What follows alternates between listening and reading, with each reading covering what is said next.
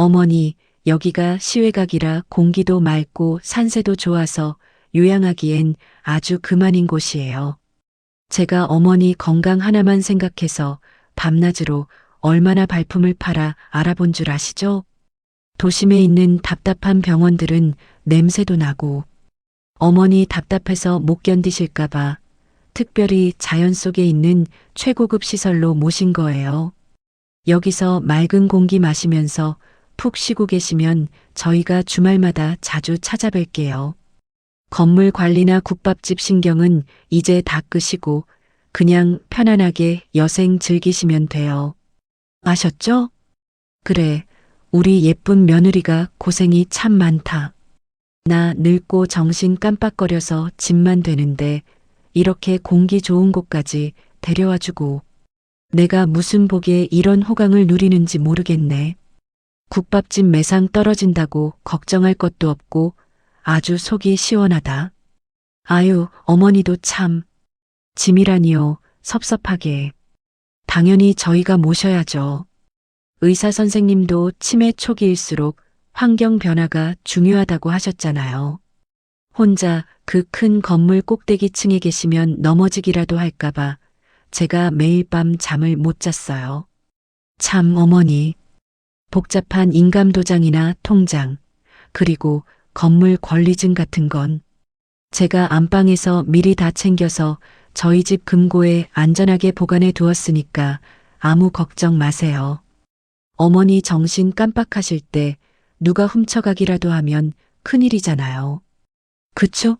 아휴, 저기 원장님 나오시네요. 어머니, 저희 이만 가볼게요. 식사 거르지 마시고 약 잘 챙겨 드세요. 사랑해요, 어머니. 엄마, 미안해. 내가 요새 새로 시작한 벤처 사업 때문에 너무 바빠서 집에서 직접 모시지를 못하네. 애 엄마가 엄마 생각해서 고른 곳이니까 섭섭해하지 말고. 내 사업 자리 잡히면 바로 더 좋은 특실로 모실게. 알았지? 밥 잘 먹고 있어, 엄마. 오냐, 오냐? 그래. 우리 아들 밥 잘 챙겨 먹고 운전 조심하고 얼른 가봐라. 우리 며느리도 고생했고. 어여가. 며느리의 한껏 고조된 하이톤 목소리가 좁고 퀴퀴한 요양원 로비에 메아리처럼 텅 빈 소리를 내며 울려 퍼졌습니다. 그녀의 얇은 어깨에는 시어머니가 평생 무거운 뚝배기를 나르며 화상 입은 손으로 벌어다 준 돈으로 산 수천만 원짜리 한정판 명품 가방이 보란 듯이 매달려 있었죠. 며느리는 시어머니의 주름지고 투박한 손을 마지못해 잡고는 세상에서 가장 효심 깊은 척 눈물까지 글썽였지만 그녀의 짙은 화장 너머 눈동자 깊은 곳에는 숨길 수 없는 탐욕과 드디어 혹을 떼어냈다는 후련함이 역겹도록 일렁이고 있었습니다. 고급 정장을 빼입은 아들 역시 못내 찝찝하고 찔리는 표정을 지으면서도 이내 서둘러 아내의 소매에 이끌려 서둘러 요양원의 녹슨 철문을 빠져나갔습니다. 긱, 철컹. 육중하고 녹슨 철문이 무거운 마찰음을 내며 단호하게 닫혔습니다.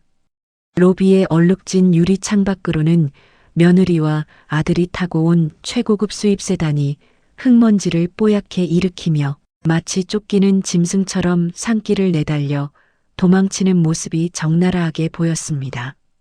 방금 전까지 시어머니의 손을 붙잡고 사랑한다고 자주 오겠다고 간사하게 속삭이던 며느리는 차 조수석에 타자마자 핸드백에서 소독용 물티슈를 꺼내 자신의 두 손을 신경질적으로 박박 문질러 닦고 있었습니다. 노인 특유의 채취 혹은 시어머니 몸에 밴 국밥집에 찌든 사골 냄새가 행여나 자신의 값비싼 실크 블라우스에 배었을까봐 질색하는 그 노골적이고 천박한 몸짓을 시어머니는 낡은 휠체어에 앉아 유리창 너머로 짐승을 관찰하듯 조용히 지켜보고 있었습니다. 이곳은 방금 전 며느리가 떠벌리던 것처럼 공기 좋고 시설 좋은 최고급 요양원이 결코 아니었습니다. 도심에서 차로 2시간이나 구비구비 험한 산길을 타고 들어와야 하는 대중교통으로는 찾아오기조차 불가능한 외진 산골짜기 폐교터에 세워진 곳이었습니다. 로비에 들어서자마자 코를 찌르는 강한 락스. 냄새와 그마저도 덮지 못한 짙은 지린내가 뒤섞여 숨을 들이마시기조차 거북한 음산한 공기가 감돌았습니다. 바닥에 싸구려 장판은 습기를 먹어 곳곳이 부스럼처럼 들떠 있었고 칠이 벗겨진 복도 천장에는 수명을 다한 형광등이 파리한 빛을 내며 음침하게 깜빡거리고 있었죠. 간병인 하나가 수십 명의 노인을 기계적으로 관리하는 한 달 입원비가 정부 보조금을 제하면 턱없이 저렴한 곳. 이른바 가족들에게 철저히 버려진 노인들이 죽는 날만 기다리며 마지막으로 머무는 현대판 고려장이나 다름없는 최하 등급의 수용시설이었습니다. 며느리는 서울 도심 한복판, 그것도 유동 인구가 넘쳐나는 시장통 입구의 5층짜리 알짜 상가, 건물을 소유한 수십억 자산가, 시어머니를 요양비 몇십만 원을 아끼기 위해 이 쓰레기장 같은 곳에 쓰레기 버리듯 던져놓고 간 것입니다. 시어머니 김말순 여사는 올해로 75이 되었습니다. 그녀의 75년 인생은 오직 펄펄 끓는 가마솥과 진득하게 우려낸 사골 국물, 그리고 아들이라는 두 글자로 요약될 수 있는 척박한 삶이었습니다. 30도 되기 전 남편이 공사판 사고로 허망하게 세상을 떠난 후 홀로 핏덩이 아들을 키워야 했던 그녀는 시장 바닥 가장 후미진 구석에서 천막을 치고 작은 국밥집을 열었습니다. 매일 새벽 3시면 어김없이 일어나 살을 애는 한겨울 찬물에 무거운 돼지, 뼈를 담가 핏물이 빠지도록 맨손으로 주물러 씻었습니다. 쉴 새 없이 장작을 떼며 가마솥 앞을 지키는 동안 그녀의 청춘은 새카맣게 타들어갔죠. 여름이면 가마솥에서 뿜어져 나오는 지옥 같은 열기에 온몸이 땀띠로 짓물러 잠을 이루지 못했고, 겨울이면 찬물과 뜨거운 불길을 오가며 얼어붙은 손등이 쩍쩍 갈라져 뚝배기 위로 붉은 피가 배어 나오기 일쑤였습니다. 세월이 흘러 그녀의 손가락 관절은 마디마디 굵게 튀어나와 나무뿌리처럼 흉측한 훈장으로 변해버렸고, 그녀의 낡은 스웨터와 짧게 친 머리카락에서는 아무리 독한 빨랫비누로 문질러 씻어내도 지워지지 않는 짓고, 노린내 나는 돼지국밥 냄새가 화석처럼 배어 있었습니다. 때로는 시장 자릿세를 요구하는 건달들에게 멱살을 잡혀 바닥에 내동댕이 쳐지면서도 그녀는 품속에 감춘 그날의 매상 전대만은 악착같이 끌어안으며 버텼습니다. 오직 아들 하나 남부럽지 않게 키우겠다는 도끼 하나로 버틴 세월이었습니다. 그렇게 피눈물 흘려번 돈으로 그녀는 아들을 참으로 부족함 없이 키워냈습니다. 남들 다 보낸다는 비싼 영어 캠프부터 대학 시절의 어학연수, 그리고 수억 원이 깨지는 미국 명문대 MBA 유학까지 아들이 무언가를 원한다고 할 때마다 그녀는 자신의 뼈를 갈아서라도 며칠 밤을 새워 뚝배기를 닦아서라도 모두 지원했습니다. 아들은 유학 시절 만난 대기업 임원의 딸이라는 지금의 며느리와 결혼하겠다고 폼을 잡으며 한국으로 돌아왔습니다. 김 여사는 행여나 아들이 처가에 기죽을까 봐 평생 모은 돈을 헐어 강남 한복판에 번듯한 50평짜리 아파트까지 자가로 마련해 주었습니다.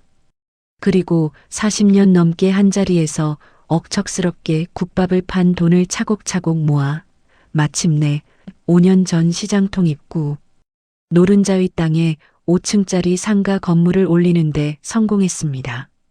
1층에는 평생의 업인 국밥집을 새롭게 단장해 열었고, 위층에는 병원과 학원 세입자들을 받아 매달 1,000만 원이 넘게 꼬박꼬박 꽂히는 임대료로 든든하고 완벽한 노후를 준비해 두었죠. 시장 사람들은 모두 김 여사를 우러러보며 자식 농사 잘 짓고 말년에 큰 복을 받았다며 부러워했습니다. 누가 보아도 성공한 인생이자 가혹한 시련을 이겨낸 존경받아 마땅한 억척스러운 어머니의 삶이었습니다. 하지만 정작 그 혜택을 뼛속까지 빨아먹은 아들과 며느리의 생각은 전혀 달랐습니다. 그들은 어머니의 처절한 헌신을 고마워하기는커녕 교양 없고 무식한 어머니의 행동과 몸에서 나는 퀴퀴한 국밥 냄새를 수치스러워했습니다. 명절이나 생일 때 어쩔 수 없이 식당에 잠시 얼굴을 비출 때마다 며느리는 코를 쥐며 식당 바닥이 미끄럽고 끈적거린다며 미간을 찌푸렸습니다. 아들 역시 자신의 고급 이태리제 정장 소매에 어머니의 거칠고 기름진 손이 닿을까봐 은연중에 몸을 뒤로 빼며 피하곤 했습니다. 그들이 먼저 어머니를 찾는 유일한 순간은 오직 돈이 필요할 때뿐이었습니다.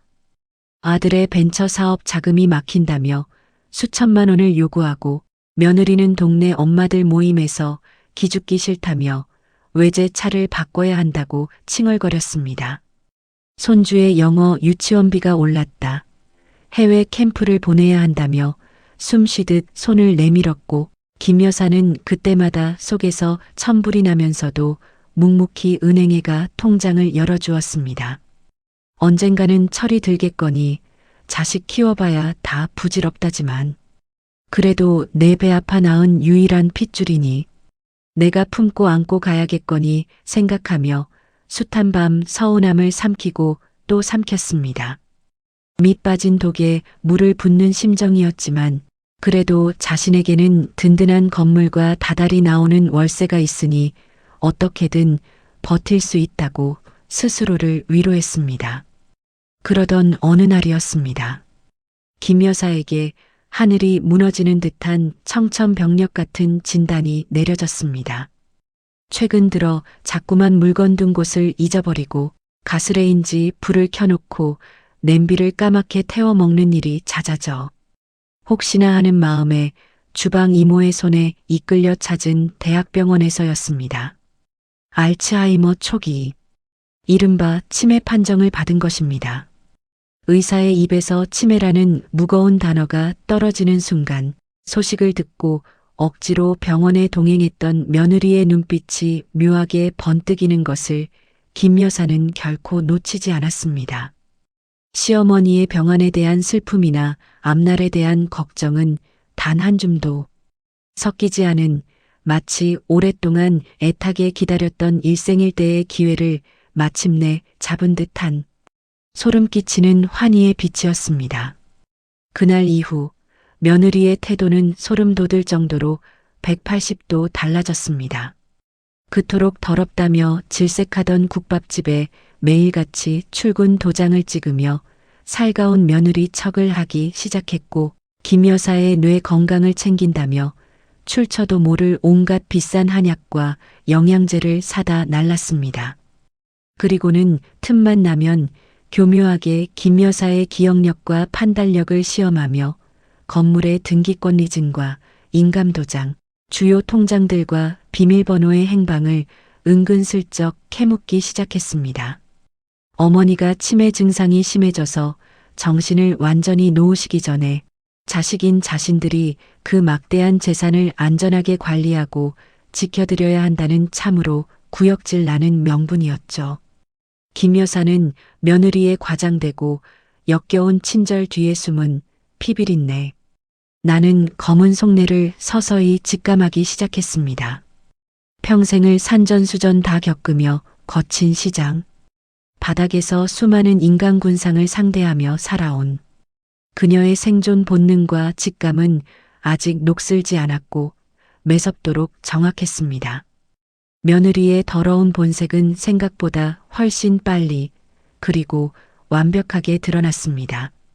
김 여사가 며칠 전 며느리를 떠보기 위해 일부러 중요한 서류처를 잃어버린 척 허둥대고 냉장고에 지갑을 넣어두는 척 치매 증상이 급격히 심해진 듯한 치밀한 연기를 펼치자 며느리는 더 이상 때를 기다릴 필요조차 없다고 판단한 모양이었습니다. 그녀는 곧바로 시외각에 가장 저렴하고 열악한 이 쓰레기장 같은 요양원을 수소문했고 우유부단하고 아내의 치맛바람에 휘둘리는 아들을 부추겨 어머니를 당장 입원시키기로 작당을 한 것입니다. 오늘 아침 며느리는 김 여사가 짐을 싼다는 핑계로 정신을 팔게 한 뒤 안방 깊숙한 곳을 짐승처럼 뒤져 기어코 인감도장과 건물 등기 필증 그리고 수억 원이 예치된 통장들을 찾아내어 자신의 명품 가방 깊숙이 쑤셔 넣었습니다. 김 여사는 방문 틈새로 며느리의 훔치는 손길을 똑똑히 지켜보고 있었습니다. 그리고는 요양원으로 향하는 차 안에서 마치 자신들이 대단한 희생과 효도를 하는 양 어머니를 위해 최고의 시설을 구했다며 끊임없이 뱀 같은 거짓말을 늘어놓았던 것입니다. 요양원의 낡고 삐걱거리는 휠체어에 미동도 없이 앉아 흙먼지를 일으키며 시야에서 완전히 사라져버린 아들의 차를 바라보던 김 여사의 고개가 아주 천천히 기계처럼 돌아갔습니다. 방금 전 며느리 앞까지 초점 없이 멍하게 풀려있던 그녀의 탁한 눈동자가 일순간 시장 바닥에서 악다구니를 쓰며 진상을 부리는 취객을 제압하던 시절처럼 매섭고 총명하며 날카롭게 빛나기 시작했습니다. 그녀의 굳게 담은 주름진 입가에는 등골을 오싹하게 만드는 서늘한 냉소가 천천히 번져갔습니다. 어디 내 뼈와 살을 갉아먹고 배를 불린 저 기생충 같은 것들이 돈 냄새를 맡고 어디까지 미쳐 날뛰며 바닥을 드러내는지 똑똑히 지켜봐 주마. 치매에 걸려 아무것도 기억하지 못하는 늙고 병들고 불쌍하고 힘없는 노인. 그것이 지금부터 이 냄새나고 끔찍한 쓰레기 요양원에서 김 여사가 누구보다 완벽하게 소화해야 할 그녀 인생 최고의 배역이었습니다. 그녀는 카디건 주머니 속에 깊숙이 숨겨둔 아직 며느리가 그 존재조차 꿈에도 모르는 작고 까만 물건을 굳은 살 박인 거친 손가락으로 가만히 매만졌습니다. 최신형 초소형 녹음기. 방금 전 로비에서 며느리가 내뱉은 거짓말부터 요양원 원장과 나눈 비열한 거래 내용까지 모두 담겨 있는 생생한 증거물. 평생 피땀 흘려 잠을 줄여가며 쌓아 올린 자신의 숭고한 인생을 핏줄이라는 알량한 이름표 하나로 날로 삼키려는 저 배은망덕한 자들에게 치매 걸린 미친 어미가 과연 어떤 뜨거운 지옥을 선물할 수 있는지 보여줄 가장 완벽한 무대 장치였습니다. 어르신, 여기서 뭐 하세요? 멍하니 계시지 말고 병실로 들어가셔야죠. 아유, 냄새. 씻으셔야겠네. 요양원 직원이 귀찮고 짜증 섞인 표정으로 다가와 김 여사의 휠체어 손잡이를 거칠게 잡아 끌어 밀기 시작할 때도 김 여사는 조금의 동요도 없었습니다. 그녀는 다시 입을 반쯤 벌리고 침을 살짝 흘린 채 허공의 먼지를 바라보며 바보 같은 실실거리는 웃음을 훌륭하게 연기해냈습니다. 겉으로는 처량하기 그지없는 늙은이였지만 그녀의 가슴 속에서는 시퍼런 복수의 칼날이 맹렬하게 벼려지고 있었습니다. 그녀의 완벽하고 자비 없는 복수극은 이 음침하고 절망적인 요양원 복도에서부터 아주 조용히 그리고 소름 끼치도록 치밀하게 막을 올리고 있었습니다. 산비탈에 위태롭게 매달려 있는 싸구려. 요양원의 밤은 도심보다 훨씬 일찍 그리고 지독하게 어둡고 차갑게 찾아왔습니다. 해가 지기 무섭게 퀴퀴한 복도에는 정체 모를 서늘한 한기가 맴돌았고 밤새 여기저기서 들려오는 치매 노인들의 짐승 같은 울부짖음과 신음은 이 공간이 살아있는 사람들의 세상과는 완전히 단절된 생지옥임을 매일같이 증명해주고 있었습니다. 끼니 때마다 배식 수레에서 풍기는 식어 빠진 시래기국 냄새와 제때 갈아주지 않아 병실 바닥까지 스며든 찌릿내는 이제 숨을 들이마실 때마다 폐부를 찌르는 일상이 되어버렸죠. 돈 없는 자식들에게 버림받고 혹은 며느리의 눈총에 떠밀려 이 고려장 같은 곳에 수용된 노인들은 하루 종일 창밖에 죽은 파리떼만 멍하니 바라보며 자신들의 얄궂은 명줄이 하루빨리 끊어지기만을 기다리는 듯 했습니다. 이 소름 끼치는 생지옥의 낡은 6인실 병실 한 구석에서 김말순 여사는 벌써 한 달째 누구보다 완벽하고 철저하게 중증 치매 노인의 배역을 연기해 내고 있었습니다. 평생을 펄펄 끓는 가마솥 앞에서 장작불을 호령하며 시장통을 주름잡던 여장부의 기백은 온데간데 없이 사라졌습니다. 그녀는 밥알을 턱 밑으로 질질 흘리며 허공에 대고 실없는 소리를 중얼거렸고 퉁명스러운 간호조무사가 거친 손길로 기저귀를 갈아채울 때도 바보처럼 헤헤거리며 완벽하게 이성을 놓은 척을 했습니다. 가슴속에서는 당장이라도 저 싸가지 없는 것들의 머리채를 휘어잡고 호통을 치고 싶은 분노가 활화산처럼 끌어올랐지만 김 여사는 혀를 꽉 깨물며 버텼습니다. 지금 섣불리 발톱을 드러냈다가는 자신의 피와 땀을 거머쥐고 도망칠 궁리를 하는 며느리의 그 뱀 같은 꼬리를 영영 놓쳐버릴 수도 있다는 것을 너무나도 잘 알고 있었기 때문입니다. 그녀는 사냥감을 완벽한 함정으로 끌어들이기 위해 숨을 죽이고 때를 기다리는 노련하고 잔혹한 사냥꾼 그 자체였습니다. 그러던 어느 주말 오후 적막하고 음산하던 요양원. 복도에 도무지 이곳과는 어울리지 않는 경쾌하고 오만한 하이힐 발소리가 울려 퍼졌습니다. 코를 찌르는 요양원의 락스 냄새를 단숨에 덮어버릴 만큼 독하고 값비싼 수입 향수 냄새가 훅 끼쳐왔고 이내 김 여사의 병실 문이 열렸습니다. 머리끝부터 발끝까지 백화점 명품관을 통째로 옮겨놓은 듯한 화려한 차림의 며느리였습니다. 그녀의 어깨에는 김 여사가 뜨거운 뚝배기를 수만 번 나르며 지문이 닳아 없어지도록 번 돈으로 샀을 그 잘난 한정판 명품 가방이 보란듯이 덜렁거리고 있었습니다. 원장과 간호사들 앞에서는 그야말로 하늘에서 내려온 천사여 세상에 둘도 없는 효부가 따로 없었습니다. 며느리는 오면서 동네 마트에서 대충 집어온 10,000원짜리 싸구려 드링크제 한 박스를 간호사 데스크에 들이밀며 시어머니를 잘 부탁한다며 가증스러운 눈물 연기까지 펼쳐 보였습니다. 간호사들은 한 달에 수백만 원짜리 피부과 시술을 받는 며느리의 뽀얀 얼굴을 보며 요즘 세상에 저렇게 시어머니를 살뜰히 챙기는 며느리가 어디 있냐며 입에 침이 마르도록 칭찬을 늘어놓았죠. 며느리는 그 알량한 칭찬에 어깨를 으쓱이며 성녀라도 된 양우아한 미소를 지어 보였습니다. 하지만 6인실 병실의 구석자리 김 여사의 침상을 둘러싼 낡고 얼룩진 파티션 커튼이 쳐지고 간호사의 발소리가 완전히 멀어지는 순간 며느리의 얼굴에 단단히 씌워져 있던 그 가증스러운 천사의 가면은 소름 끼치는 파열음을 내며 산산조각 나 떨어져 내렸습니다.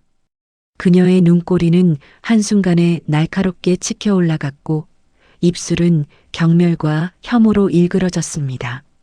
며느리는 침대 모서리에조차 자신의 비싼 치마가 닿는 것이 역겹다는 듯 꼿꼿하게 선 채로 허공을 헤매는 척하는 김 여사를 벌레 보듯 내려다보았습니다. 그리고는 행여나 밖으로 소리가 새어나갈까봐 목소리를 한껏 낮춘 채 독사가 다리를 틀고 씩씩거리듯 차갑고 날선 막말을 쏟아내기 시작했습니다.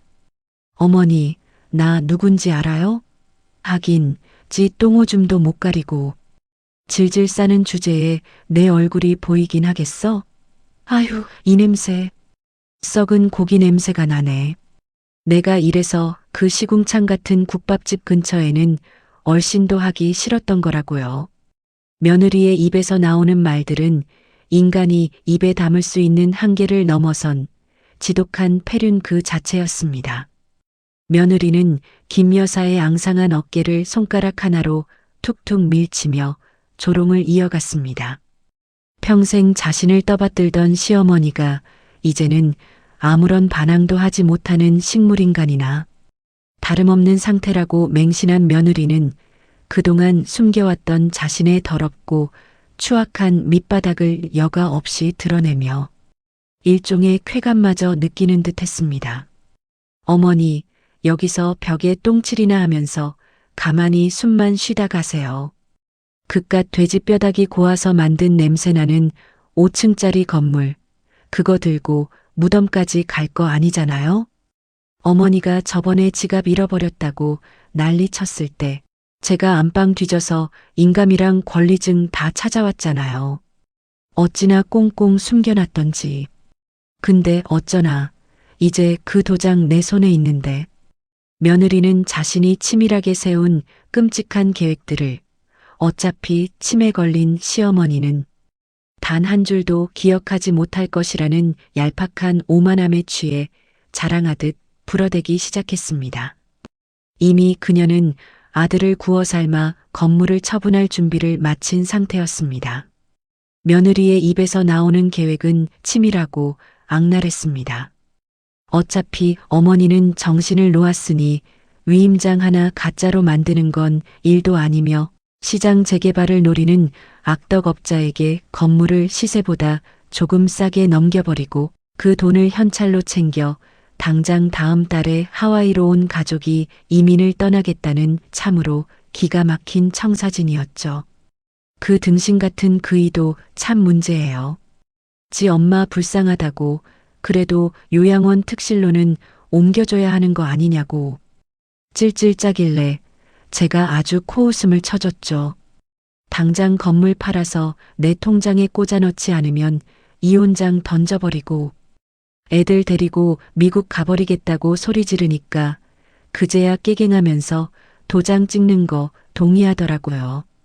그러니까 어머니 자식 농사 잘 지었다고 동네방네 유세 떨더니 결국 돌아오는 건 이거예요. 그냥 여기서 쥐도 새도 모르게 죽어주시는 게 어머니가 마지막으로 우리한테 해줄 수 있는 가장 큰 효도니까 그리 아세요.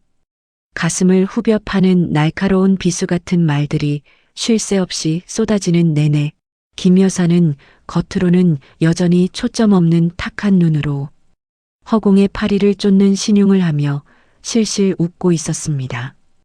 입가에 고인 침을 닦을 생각조차 하지 않는 완벽한 바보 노인의 모습이었습니다.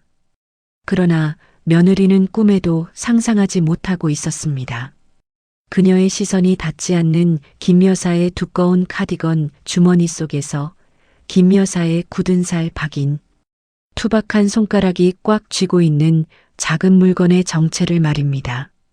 그것은 시장 단골 전자상가 사장에게 부탁해 은밀하게 구해온 최신형 초소형 녹음기였습니다. 주머니 속 어둠 속에서 녹음기의 작고 붉은 불빛은 며느리의 그 천박하고 사악한 숨소리 하나, 혀 차는 소리 하나까지 놓치지 않고 완벽하게 빨아들이며 조용하고도 확실하게 깜빡이고 있었습니다. 건물 매각의 고의성, 사문서 위조의 구체적인 계획, 그리고 시어머니를 유기하려는 패륜적인 협박과 막말까지 며느리 스스로 자신의 무덤을 파는 완벽한 범죄의 자백이 차곡차곡 데이터로 새겨지는 중이었습니다. 김 여사는 속으로 피를 토하며 울부짖으면서도 이 순간을 위해 수십 번을 연습해온 바보 연기를 소름 끼치도록 차분하게 유지했습니다. 어머니, 나 이제 가요. 다음 달에 비행기 타기 전에 시간 남으면 한번 들르든가 할게요. 아휴, 진짜 빨리 가서 샤워부터 해야지. 내 옷에 냄새 배면 어떡해. 자신의 시커먼 속내를 실컷 배설하고 나니 가슴이 뻥 뚫리기라도 한 듯 며느리는 자리에서 일어나 가벼운 몸짓으로 옷매무새를 다듬었습니다. 그리고는 가방에서 고급 향수를 꺼내 허공에 대고 신경질적으로 칙칙 뿌려대더니 뒤도 돌아보지 않고 파티션 커튼을 획 젖히고 병실을 빠져나갔습니다. 복도에서 다시 간호사들을 만났는지 우리 어머니 잘 부탁드려요. 마음이 아파서 발길이 안 떨어지네요 라며 가증스럽게 훌쩍거리는 며느리의 앵무새 같은 목소리가 멀리서 들려왔습니다. 며느리의 뾰족한 구두 발소리가 완전히 사라지고 요양원 창밖으로 그 잘난 수입 세단이 시동을 걸고 멀어지는 소리까지 확실하게 귓가에서 지워진 그 순간 내내 허공을 향해 풀려있던 김 여사의 고개가 천천히 그리고 아주 또렷하게 정면을 향해 돌아왔습니다. 입가에 흘렀던 침을 소매로 단호하게 훔쳐내는 그녀의 눈빛에는 방금 전까지의 흐리멍덩한 기색은 단 한 점도 남아있지 않았습니다. 오직 평생을 거친 비바람과 진흙탕 속에서 구르며 터득한 야차 같은 시퍼런 살기와 얼음장처럼 차갑고 매서운 광기만이 번뜩이고 있을 뿐이었습니다. 김 여사는 주머니 속에서 녹음기를 천천히 꺼내 들었습니다. 빨갛게 전멸하는 녹음 종료 버튼을 꾹 누르자 그녀의 굵게 팬 주름 사이로 형언할 수 없는 서늘하고 잔혹한 미소가 피어올랐습니다. 슬픔이나 배신감 따위는 이미 오래전에 가마솥 불기운에 태워버린 지 오래였습니다. 이제 남은 것은 오직 하나, 핏줄이라는 이름으로 자신의 고열을 빨아먹은 저 기생충들을 세상에서 가장 비참하고 고통스러운 바닥으로 내동댕이 쳐버리는 것뿐. 너희가 감히 내 평생의 땀방울을 그 더러운 발로 짓밟으려 들었더냐. 기다려라. 침에 걸린 늙은이가 너희들의 그 오만하고 천박한 숨통을 어떻게 끊어놓는지 내 두 눈으로 똑똑히 보여주마. 어두컴컴한 요양원 병실 안 낡은 휠체어에 앉은 70대 노모의 작은 체구에서 뿜어져 나오는 압도적인 분노와 복수심은 그 어떤 젊은이의 칼날보다도 더 서늘하게 벼려져 다가올 폭풍을 예고하고 있었습니다. 며느리가 남기고 간 독한 향수 냄새가 서서히 가라앉으며 김 여사의 거대한 반격은 이미 멈출 수 없는 궤도에 올라타 거침없이 내달리기 시작했습니다. 도심 한복판, 활기찬 시장통 입구에 우뚝 솟은 5층짜리 붉은 벽돌 건물은 김말순 여사의 피땀과 눈물이 빚어낸 거대한 기념비와도 같았습니다. 40년이 넘는 세월 동안 단 하루도 쉬지 않고 끓여낸 사골 국물의 진한 냄새가 그 건물의 기둥마다 계단마다 깊숙이 배어 있었죠. 시장 상인들은 그 건물을 올려다볼 때마다 억척스럽게 자식을 키워낸 김 여사의 숭고한 인생에 존경의 눈빛을 보냈습니다. 하지만 정작 그 피와 땀을 거름 삼아 온실 속 화초처럼 자라난 아들과 며느리에게 그 건물은 하루빨리 현찰로 바꾸어 자신들의 사치스러운 이민 생활을 책임져줄 거대한 돈뭉치에 불과했습니다. 며느리는 시어머니를 그 지옥 같은 시외각 요양원에 감금한 지 불과 보름도 채 지나지 않아 본격적이고 노골적으로 날카로운 발톱을 드러내기 시작했습니다. 그녀가 가장 먼저 한 일은 시어머니의 분신과도 같은 1층 국밥집에 시퍼런 철거, 예고장을 갖다 붙이는 것이었죠. 주변 상가 시세보다 훨씬 저렴하게 시장 재개발을 노리는 악덕 투기업자에게 건물을 통째로 넘기기로 이면 계약을 마친 며느리에게 매일같이 돼지 뼈를 우려내는 낡은 국밥집은 그저 건물값을 떨어뜨리는 흉물스러운 눈엣가시일 뿐이었습니다. 20년을 하루같이 김 여사의 수족이 되어 무거운 가마솥을 닫고 뚝배기를 날라온 주방 이모. 최 씨는 셔터 문에 붙은 서늘한 철거 예고장을 부여잡고 그 자리에 주저앉아 오열하고 말았습니다. 최 씨에게 이 국밥집은 단순한 직장이 아니라 과부로 홀로 자식을 키우던 자신을 거두어준 김 여사와의 뜨거운 은혜가 살아 숨쉬는 제2의 고향이었습니다. 최 씨는 당장이라도 숨이 넘어갈 듯한 얼굴로 식당 집기를 함부로 발로 툭툭 차며 둘러보던 며느리에게 매달렸습니다. 사모님이 어떻게 피를 토하며 세운 국밥집인데 이걸 하루아침에 문을 닫으라니요. 며느님, 제발 이러시면 천벌 받습니다. 사모님 병세가 나아지셔서 돌아오실 때까지만이라도 제가 월급 안 받고 이 가게를 지키게 해주세요. 제발 부탁입니다요. 아줌마 남의 집안일과 재산권 행사에 웬 오지랖이에요? 우리 어머니 이제 영영 제정신으로 못 돌아오세요. 치매가 무슨 감기인 줄 아나. 냄새나는 이 국밥집 꼴 보기 싫으니까 당장 내일 모레까지 아줌마 짐 다 빼요. 안 그러면 용역들 불러서 집기 다 길거리에 내동댕이 쳐버릴 거니까. 어차피 어머니 도장 다 내 손에 있고 건물 주인은 이제 우리 그이라고요. 얼음장처럼 차갑고 표독스러운 며느리의 호통에 최 씨는 하늘이 무너지는 듯한 절망을 느꼈습니다.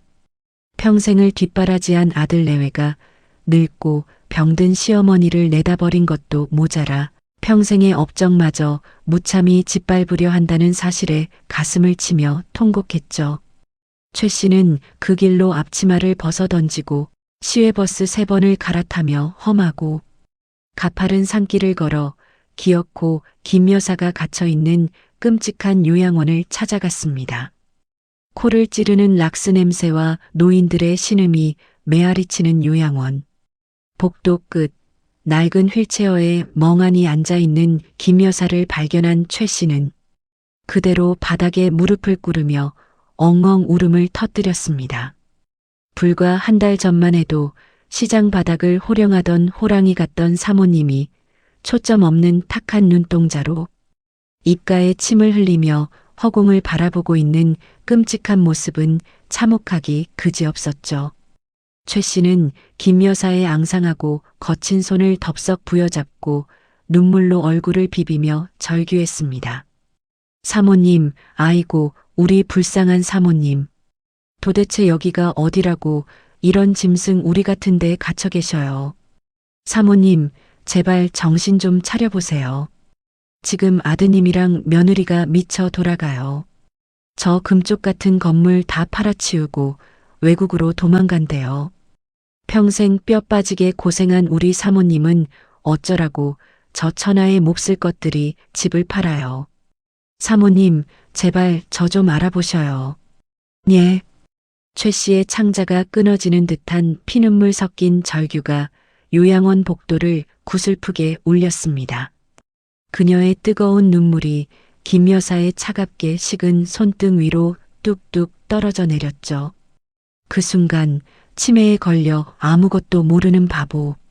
노인 행세를 하던 김 여사의 가슴 속에서는 갈래 망갈래 찢어지는 고통과 화라산 같은 분노가 솟구쳐 오르고 있었습니다. 20년을 친동생처럼 아껴온 최 씨가 바닥에 엎드려 피눈물을 흘리는 모습을 내려다보며 당장이라도 그 어깨를 안아주고 등허리를 쓸어내리며 울지 말라고 말해주고 싶었습니다. 내가 다 알고 있다고. 내가 저 악기 같은 것들을 모조리 지옥불에 던져버릴 테니 넌 걱정하지 말라고 목 놓아 외치고 싶었죠. 하지만 김 여사는 혀가 잘려나가는 고통을 참아내며 어금니를 꽉 깨물었습니다. 지금 이 순간 섣부른 감정에 휘둘려 바보 연기를 멈추고 정체를 드러낸다면 자신이 파놓은 치밀한 사냥터에 독사 같은 며느리와 아들을 완벽하게 끌어들일 수 없게 됩니다. 아직 그들이 사문서 위조와 사기 매매의 결정적인 도장을 찍기 전이었습니다. 가장 완벽하고 참혹한 복수를 완성하기 위해서는 자신의 심장이 썩어 문드러지는 한이 있더라도 이 지독한 인내의 시간을 견뎌내야만 했습니다. 아이고, 넌 누구냐? 우리 똥강아지 왔는가? 배고프지? 내가 뜨끈하게 사골 국밥 한 그릇 뚝배기에 듬뿍 말아줄까? 헤헤헤. 우리 며느리가 나 먹으라고 사탕도 주고 그랬어. 헤헤. 김 여사는 최 씨를 향해 허망하고 텅 빈 눈동자를 굴리며 아이처럼 해맑고 바보 같은 웃음을 흘려보냈습니다. 그리고는 거칠고 뭉툭한 손으로 최 씨의 머리카락을 쓰다듬듯 허공을 허우적거렸죠. 사모님이 정신을 완전히 놓아버렸다고 확신한 최 씨는 가슴을 치며 오열하다 결국 간호조무사들에게 이끌려 요양원 밖으로 쫓겨나고 말았습니다. 멀어지는 최 씨의 통곡 소리를 들으며 휠체어에 미동도 없이 앉아있던 김 여사의 주름진 뺨 위로 누구도 알아채지 못할 뜨겁고 붉은 눈물 한 방울이 소리 없이 흘러내렸습니다. 그녀의 낡은 카디건 주머니 속 굳은 살 박인 두 손은 손톱이 살점을 파고들 정도로 꽉 쥐어져 있었습니다. 한편 서울 도심의 가장 비싸고 화려한 일식집 VIP룸에서는 김 여사의 아들과 며느리가 재개발 투기업자와 마주 앉아 최고급 사케를 부딪히며 희희낙낙 축배를 들고 있었습니다. 건물 매매 계약의 모든 조율이 끝난 상태였죠. 시세보다 무려 10억 원이나 헐값에 넘기는 대신 매각 대금의 절반을 세금 추적이 불가능한 검은 돈 현찰로 당일 지급받기로 한 더럽고 은밀한 거래였습니다. 며느리는 벌써 하와이에 사놓을 고급 저택의 사진을 뒤적이며 콧노래를 불렀고 아들 역시 어머니의 피땀 어린 건물이 팔리는 것에 대한 일말의 죄책감 따위는 최고급 참치회와 함께 씹어 삼킨 지 오래였습니다. 자기야, 우리 내일 모레 도장만 찍으면 드디어 이 징글징글한 한국 바닥 뜬다. 어머니 일은 원장한테 돈 넉넉히 찔러줬으니까 죽을 때까지 바깥 세상 구경 못 하실 거야. 당연하지. 내가 그 치매 노인네 안방 뒤져서 인감이랑 권리증 빼낼 때 얼마나 심장이 쫄렸는지 알아? 내일 변호사 사무실에서 도장 딱 찍고 현찰 가방 받는 순간 우리는 끝이야. 바로 공항으로 가는 거라고. 그들의 입에서 나오는 모든 말들은 인간의 탈을 쓴 악마의 속삭임과도 같았습니다. 자신들을 키워주고 먹여 살린 어머니를 쓰레기장에 내버리고 그 살점을 뜯어먹으며 환호하는 짐승들의 연회였죠. 하지만 그들은 꿈에도 모르고 있었습니다. 자신들이 어머니의 안방 깊숙한 곳에서 훔쳐내어 금고에 고이 모셔둔 그 붉은 인감도장과 건물, 등기 필증이 사실은 아무런 법적 효력도 없는 완벽한 가짜라는 사실을 말입니다. 대망의 건물 매매 최종 계약 당일 아침이 밝았습니다.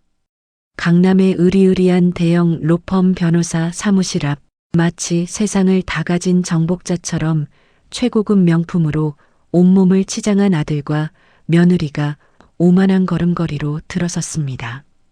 넓은 회의실 테이블 반대편에는 욕심 많게 생긴 재개발업자가 서류 뭉치와 함께 묵직한 현금, 가방 3개를 올려두고 그들을 기다리고 있었죠. 며느리의 눈동자는 테이블 위에 놓인 거대한 현금 가방을 보자마자 탐욕으로 붉게 충혈되었습니다. 아들의 손은 승리감과 흥분으로 미세하게 떨리고 있었죠. 어서 오십시오. 자, 여기 매매 계약서와 위임장에 어머님 인감도장만 날인하시면 모든 거래는 끝납니다. 현금은 확인해 보시죠. 업자의 말에 며느리는 떨리는 손으로 자신의 명품 가방을 열어 김 여사의 안방에서 훔쳐온 그 가짜 붉은 인감도장을 꺼내어 아들에게 내밀었습니다. 아들이 계약서의 마지막 장에 도장을 찍기 위해 팔을 들어 올리는 순간 며느리는 승리의 여신이 자신을 향해 미소 짓고 있다고 확신하며 입꼬리를 길게 찢어 웃었습니다.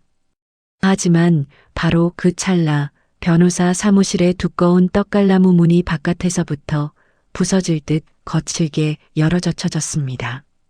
쾅 하는 굉음과 함께 회의실 안의 모든 사람들의 시선이 문 쪽으로 쏠렸죠. 그리고 그곳에는 쓰레기 요양원에 갇혀 침을 흘리고 있어야 할 75의 노모 김말순 여사가 VIP 병실에서나 쓸 법한 거대하고 묵직한 최고급 전동 휠체어에 앉아 얼음장처럼 차갑고 매서운 눈빛으로 그들을 쏘아보고 있었습니다. 그녀의 곁에는 건장한 체격의 경호원 둘과 법무법인의 대표 변호사, 그리고 며칠 전 눈물을 흘리며 쫓겨났던 최 씨 이모가 도끼를 품은 얼굴로 서 있었죠. 김 여사의 낡은 카디건 대신 고급스러운 정장을 차려입은 모습은 과거, 시장통을 쥐락펴락하던 여장부의 카리스마를 완벽하게 되찾은 호랑이의 형상이었습니다. 숨막히는 정적이 회의실을 짓누르는 가운데 도장을 쥔 아들의 손은 허공에서 돌처럼 굳어버렸고 며느리의 얼굴은 핏기가 가셔 하얗게 질려버렸습니다. 절대 나타나서는 안 될, 아니 나타날 수 없는 존재의 강림 앞에 악당들의 더러운 축제는 가장 소름 끼치는 방식으로 멈춰 서고 말았습니다. 강남 최고급 로펌의 넓고 화려한 회의실 안은 마치 누군가 거대한 얼음덩어리를 집어던진 것처럼 숨막히는 정적과 차가운 냉기로 순식간에 얼어붙고 말았습니다. 떡갈나무로 만들어진 육중한 문이 양쪽으로 활짝 열려있는 그 한가운데 방금 전까지 쓰레기장 같은 요양원에서 침을 흘리고 있어야 할 김말순 여사가 너무나도 멀쩡하고 압도적인 자태로 앉아 있었습니다. 그녀를 둘러싼 공기 자체가가 평범한 노인의 것이 아니었죠. 산전수전 다 겪으며 시장통을 쥐락펴락하던 전설적인 여장부의 시퍼런 카리스마가 온 회의실을 장악하고 있었습니다. 최고급 대리석 바닥 위로 아들의 손에 쥐어 있던 가짜 붉은 인감도장이 힘없이 툭 떨어지며 대굴대굴 굴러가는 소리만이 이 기괴한 침묵을 깰 뿐이었습니다. 승리감에 도취되어 입꼬리를 찢어지게 올리고 있던 며느리의 얼굴은 단 1초 만에 핏기가 완전히 가셔 시체처럼 하얗게 질려버렸습니다. 그녀의 커다란 두 눈은 금방이라도 튀어나올 듯이 끔찍하게 확장되어 있었고 벌어진 입술은 바들바들 떨리며 그 어떤 변명조차 만들어내지 못하고 굳어버렸죠. 도장을 찍으려던 아들 역시 의자에서 반쯤 엉덩이를 뗀 어정쩡한 자세로 굳어 턱을 타고 굵은 식은땀을 뚝뚝 흘리고 있었습니다. 그들은 자신들의 눈앞에 펼쳐진 현실을 도무지 이해할 수 없었습니다. 불과 며칠 전 냄새나는 요양원 침대에서 똥오줌을 못 가린다며 손가락질하고 조롱했던 그 치매 노인이 어떻게 저토록 완벽하게 차려입고 대형 로펌의 대표 변호사와 경호원들까지 대동한 채 자신들 앞에 나타날 수 있단 말입니까? 어머니? 어떻게 거길 나오셔서? 아니, 병세가 심각하셔서 거동도 못 하신다고. 며느리가 간신히 혀를 깨물듯 쥐어짜낸 목소리는 처량하게 갈라져 회의실 안을 맴돌았습니다. 그녀는 찰나의 순간에도 자신의 악행을 덮기 위해 다시금 효부의 가면을 뒤집어 쓰려 안면 근육을 억지로 끌어올리고 있었습니다. 하지만 그녀의 얄팍한 수작은 김 여사의 다음 행동에 의해 무참히 그리고 완벽하게 박살나고 말았습니다. 김 여사는 휠체어의 팔걸이를 양손으로 꽉 쥐더니 누구의 부축도 받지 않고 두 다리에 단단히 힘을 주어 천천히 그리고 아주 위풍당당하게 몸을 일으켜 세웠습니다. 그녀가 두 발로 대리석 바닥을 딛고 꼿꼿하게 서는 순간 회의실 안에 있던 업자와 아들 내외는 유령이라도 본 것처럼 숨을 헉 들이마시며 뒤로 물러섰죠. 김 여사는 느리지만 묵직한 발걸음으로 테이블을 향해 걸어갔습니다. 그녀의 걸음마다 평생을 바쳐 일군 건물을 지켜내겠다는 굳건한 의지와 배은망덕한 핏줄을 향한 끓어오르는 분노가 불꽃처럼 튀어오르고 있었습니다. 치매, 내 속으로 낳은 새끼가 돈 냄새 맡고 어디까지 미쳐 날뛰나 보려고 내가 연기 좀 했다.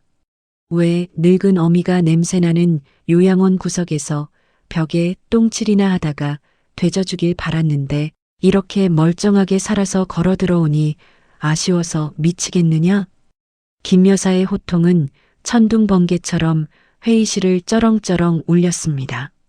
조금의 떨림도 노안의 기색도 없는 매섭고 단단한 목소리였죠. 아들은 그제야 사태의 심각성을 깨달은 듯 다리에 힘이 풀려 의자 위로 털썩 주저앉아 버렸습니다.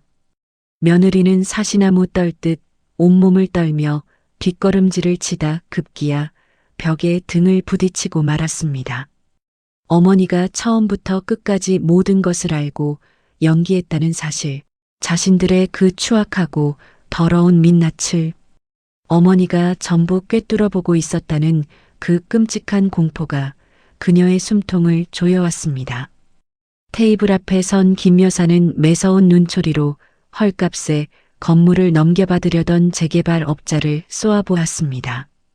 업자는 이미 상황이 크게 잘못 돌아가고 있음을 직감하고 슬그머니 현금 가방을 챙겨 도망칠 궁리를 하고 있었죠. 그러나 김 여사 곁에 서 있던 대형 로펌의 대표 변호사가 차가운 미소를 지으며 앞으로 나섰습니다. 수고하셨습니다. 하지만 테이블 위에 있는 그 서류들은 전부 쓰레기통에 버리셔야 할 겁니다. 이분들이 안방에서 훔쳐온 그 인감도장과 건물, 등기 필증은 김말순 여사님께서 1년 전에 파놓은 완벽한 가짜거든요. 변호사의 선언에 아들과 며느리의 두 눈이 경악으로 뒤집혔습니다. 변호사는 안주머니에서 빳빳하고 두꺼운 진짜 서류 뭉치를 꺼내어 테이블 위에 보란 듯이 툭 던졌습니다. 김말순 여사님의 서울시 강남구 소재 5층 상가. 건물은 이미 1년 전 부동산 신탁에 안전하게 묶여 있습니다. 어떠한 경우라도 김 여사님의 직접적이고 확고한 의지 없이는 매매나 양도가 절대 불가능한 신탁 재산입니다. 게다가 여사님 유고 시 건물의 실질적 수익권과 1층 국밥집의 운영권은 여기 계신 최순영 주방장님께 절반이 양도되도록 철저하게 법적 장치가 마련되어 있습니다. 당신들이 훔친 그 도장으로는 동네 구멍가게 아이스크림 하나 살 수 없다는 뜻이죠. 그 말을 듣는 순간 며느리는 망치로 뒤통수를 세게 얻어맞은 듯 비틀거렸습니다. 1년 전 자신이 어머니의 국밥 냄새가 싫다며 손자를 데리고 코를 막고 뛰쳐나갔던 그날.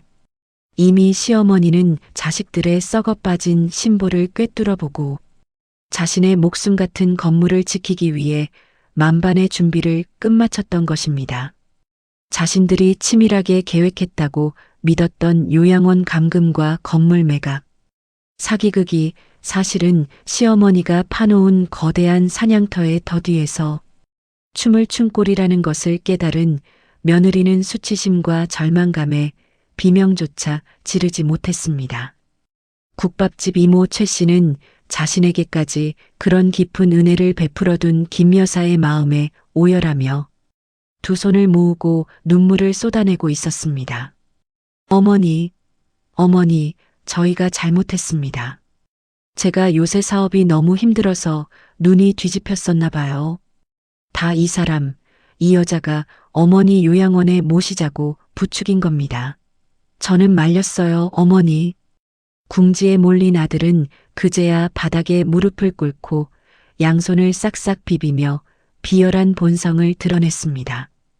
아내에게 모든 죄를 뒤집어 씌우며 살려달라고 애원하는 아들의 찌질한 모습에 김 여사는 가슴 한구석이 칼로 도려내지는 듯한 슬픔을 느꼈습니다. 평생을 뚝배기 열기에 손을 대어가며 금이야 오기야 키운 내 자식이 결국 돈 앞에서 제 어미를 팔고 제 마누라까지 파는 저열한 인간 쓰레기였다는 사실을 다시 한번 확인하는 순간이었기 때문이죠. 며느리는 남편의 배신에 악에 받쳐 소리를 지르며 달려들려 했지만 김 여사는 조금의 자비도 없는 표정으로 자신의 고급 재킷 주머니에서 작고 까만 물건 하나를 꺼내어 테이블 중앙에 내려놓았습니다. 바로 쓰레기 요양원 병실에서 며느리의 폐륜을 남김없이 빨아들였던 그 최신형 초소형 녹음기였습니다.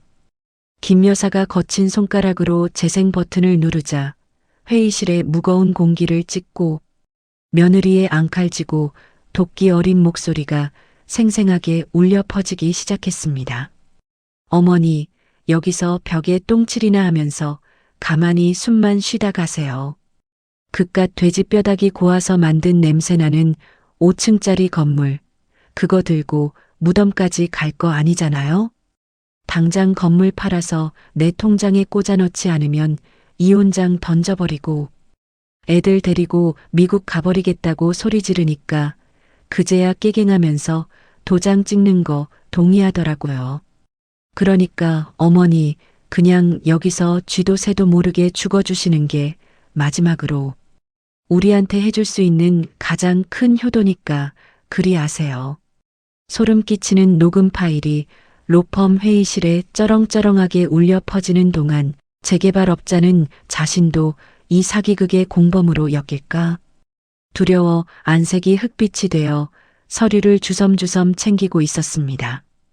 아들과 며느리는 자신들의 목을 조르는 완벽한 증거 앞에 짐승처럼 바닥에 엎드려 울부짖기 시작했죠. 며느리는 김 여사의 바짓가랑이를 부여잡고 자신이 미쳤었다며 피가 나도록 이마를 바닥에 찧어댔습니다. 하지만 김 여사는 벌레를 떨쳐내듯 다리를 차갑게 쳐내며 그녀를 밀어냈습니다. 침에 걸린 어미를 쓰레기장에 내다 버릴 때 너희들은 인간이기를 포기했다.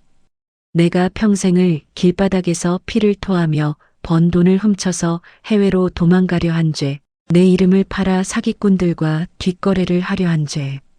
그 죗값을 이제 뼈저리게 치르게 해주마. 김 여사의 말이 끝나기가 무섭게 로펌 사무실 바깥에서 요란한 경찰차 사이렌 소리가 들려오기 시작했습니다. 김 여사와 변호사가 사전에 이미 경찰에 모든 증거를 넘기고 긴급 출동을 요청해 둔 상태였죠. 육중한 문을 박차고 들어온 제복 입은 경찰관들은 바닥에 널브러진 아들과 며느리 그리고 도망치려던 재개발업자의 팔을 매섭게 꺾어 수갑을 채웠습니다. 사문서 위조, 사기 미수, 그리고 노인복지법 위반에 따른 노인 학대 및 유기 혐의로 긴급 체포합니다. 당신들 어머님이 직접 고발하셨어. 변호사 선임할 권리 있고 묵비권 행사할 수 있으니까 서에서 얘기해. 철컥 철컥. 차가운 금속 수갑이 아들과 며느리의 손목에 채워지는 소리가 경쾌하게 울렸습니다. 은팔찌를 찬 채 바닥에 질질 끌려나가는 아들과 며느리는 마지막까지 어머니 살려주세요. 어머님, 제가 낳은 손주를 봐서라도 한 번만 용서해 주세요. 라며 악을 쓰며 울부짖었습니다. 하지만 김 여사는 그들이 시야에서 완전히 사라질 때까지 단 한 번도 고개를 돌리지 않고 꼿꼿하게 정면만을 응시했습니다. 피눈물을 머금고 키운 자식을 제 손으로 감옥에 보내야만 했던 어미의 가슴 속에는 거대한 폭풍우가 휘몰아치고 있었지만 그녀는 여장부답게 단 한 방울의 눈물도 밖으로 흘리지 않았습니다.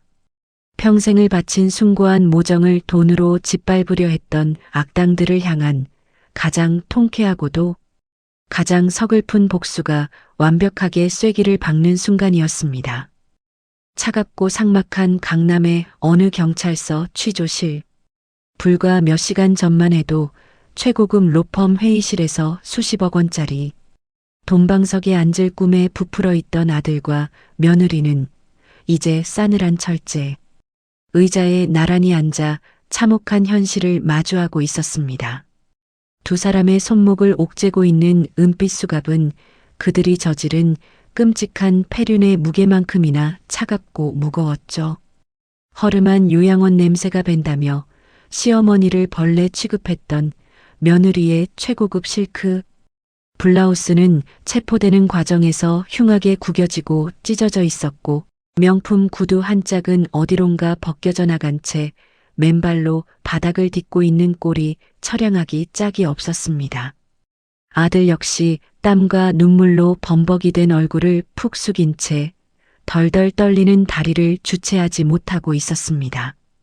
그들 앞에는 산전수전 다 겪은 베테랑 형사가 팔짱을 낀 채 테이블 위에 놓인 조서와 김말순 여사가 넘긴 증거물들을 싸늘한 눈빛으로 내려다보고 있었습니다. 김 여사가 요양원에서 직접 녹음해 제출한 그 작은 녹음기 안에는 며느리의 악독한 막말과 사문서 위조를 모의하는 두 사람의 생생한 목소리가 한치의 오차도 없이 담겨 있었죠. 빼도 박도 못하는 완벽한 증거 앞에서 인간의 바닥을 드러낸 짐승들은 생존을 위해 서로를 물어뜯기 시작했습니다. 형사님, 저는 정말 억울합니다. 이건 다 제 아내가, 저 독한 여자가 꾸민 짓이라고요. 제 어머니가 치매에 걸리셨으니 요양원에 모셔야 한다고 꼬드긴 것도 저 여자고, 어머니 안방을 뒤져서 도장과 서류를 훔쳐낸 것도 다 저 여자가 한 짓입니다. 저는 어머니 건물을 팔 생각 따위는 추호도 없었어요. 저 여자가 하와이로 이민 가자고 매일 밤 저를 닥달하고 협박해서 어쩔 수 없이 끌려간 것뿐이라고요. 제발 제 말 좀 믿어주십시오. 아들의 비열하고 찌질한 책임 전가에 너클 놓고 있던 며느리의 두 눈에서 도끼가 뿜어져 나왔습니다. 그녀는 묶인 두 손을 부들부들 떨며 남편을 향해 악다구니를 쏟아냈습니다. 내가 인간이니? 내가 그러고도 사람 새끼야? 벤처 사업한답시고 사채업자들한테 빚져서 쫓겨다니던 놈이 누군데? 당장 돈 못 구하면 장기라도 털릴 판이니까 내 입으로 먼저 어머니 건물 팔아치우자고 했잖아. 형사님, 저 새끼가 다 주도한 겁니다. 저는 그냥 시키는 대로 심부름만 했을 뿐이에요. 저 찌질하고 무능한 놈이 자기 어미 재산 빼돌리려고 저를 이용한 거라고요. 불과 어젯밤까지만 해도 고급 일식집에서 최고급 사케를 부딪히며 서로를 자기라고 부르며 희희낙낙하던 부부의 모습은 온데간데 없었습니다. 돈과 탐욕으로 얽혀있던 얄팍한 모래성은 법의 심판과 차가운 철창이라는 현실 앞에서 가장 흉측하고 추악한 밑바닥을 드러내며 무너져 내리고 있었죠. 형사는 코웃음을 치며 두 사람의 꼴사나운 진흙탕 싸움을 일축했습니다. 사문서 위조, 사기 미수, 그리고 가장 죄질이 무거운 노인 학대 및 유기 혐의. 형사는 이 모든 범죄가 명백하게 입증되었으며 두 사람 모두 무거운 실형을 피할 수 없을 것이라고 단호하게 선고했습니다. 그 순간 며느리는 마지막 남은 동아줄을 잡으려는 듯 형사에게 매달려 전화를 한 통만 쓰게 해달라고 울부짖었습니다. 그녀가 전화를 건 곳은 다름 아닌 친정아버지, 즉 대기업 임원 출신으로 떵떵거리며 살고 있는 친정집이었습니다. 며느리는 아버지가 당장이라도 로펌의 최고급 변호사 군단을 이끌고 와서 자신을 이 더러운 유치장에서 꺼내줄 것이라 굳게 믿고 있었죠. 전화 연결음이 몇 번 울린 뒤 수화기 너머로 아버지의 굵직한 목소리가 들려왔습니다. 아빠 나야. 나 지금 경찰서 유치장에 갇히게 생겼어. 아빠 나 좀 살려줘. 당장 김앤 최 대표 변호사님 좀 보내줘. 나 진짜 억울해. 내 잘못 아니야. 며느리는 엉엉 목 놓아 울며 구원을 요청했습니다. 그러나 수화기 너머의 침묵은 싸늘했고 이내 터져나온 친정아버지의 목소리는 그녀의 심장에 비수를 꽂아 넣었습니다. 이 천하의 몹쓸 년. 어디서 배은망덕하게 시어미 돈을 훔쳐서 해외로 튀려다가 철창 신세를 져? 내 평생 쌓아온 명예와 내 이름 석자에 이렇게 더러운 똥칠을 해놓고 무사할 줄 알았느냐? 이미 증권가 찌라시랑 뉴스의 대기업 전 임원 딸이 시어머니를 요양원에 버렸다고 소문이 다 파다하게 퍼졌다. 내 얼굴에 먹칠을 해도 유분수지. 넌 이제 내 딸도 아니고 우리 집안 사람도 아니다. 변호사? 꿈도 꾸지 마라. 내가 지은 죄, 내가 감옥에서 뼈저리게 썩으면서 다 치러. 다시는 내 번호로 연락하지 마라. 뚜루루, 뚜루루. 단호하게 끊어진 전화기의 신호음이 며느리의 귓가에 사형 선고처럼 울려 퍼졌습니다. 체면과 명예를 목숨보다 중시하던 친정아버지는 자신의 딸이 저지른 끔찍한 폐륜 범죄가 낱낱이 밝혀지자 꼬리를 자르듯 그녀를 완벽하게 호적에서 파내어 버린 것입니다. 세상 그 누구보다 든든한 뒷배라고 믿었던 친정마저 자신을 철저하게 버렸다는 사실을 깨달은 며느리는 그제야 짐승처럼 바닥을 뒹굴며 미친 듯이 오열하기 시작했습니다. 명품으로 휘감았던 오만한 사모님은 온데간데 없고 이제 그녀에게 남은 것은 차가운 시멘트 바닥과 기약 없는 징역살이 뿐이었습니다. 아들 역시 사업 투자금 반환, 소송이 줄줄이 걸려와 완전한 파산 상태에 이르렀음을 알리는 전화기 알림을 멍하니 바라보며 허연 거품을 물듯 실성한 사람처럼 웃기 시작했습니다. 그들의 완벽한 몰락이자 인과응보의 끔찍한 결말이었습니다. 한편 그들이 차가운 유치장 바닥에서 절망의 눈물을 흘리고 있을 때 도심 한복판 시장통 입구에 5층짜리 붉은 벽돌, 건물 앞은 그 어느 때보다 따뜻하고 활기찬 온기로 가득 차 있었습니다.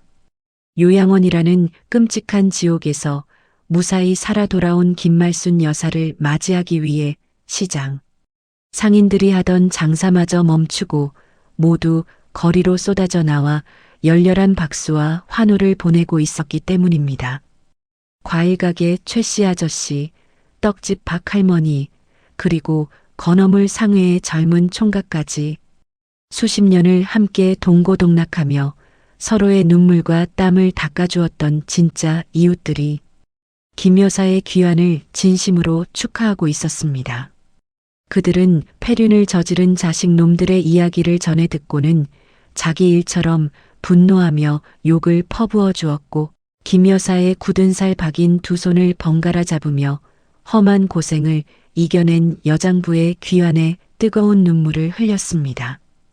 돈으로 얽힌 얄팍한 핏줄보다 오랜 세월, 시장 바닥에서 끈끈하게 정을 나누며 살아온 이들이야말로 김 여사에게는 진정한 가족이었습니다.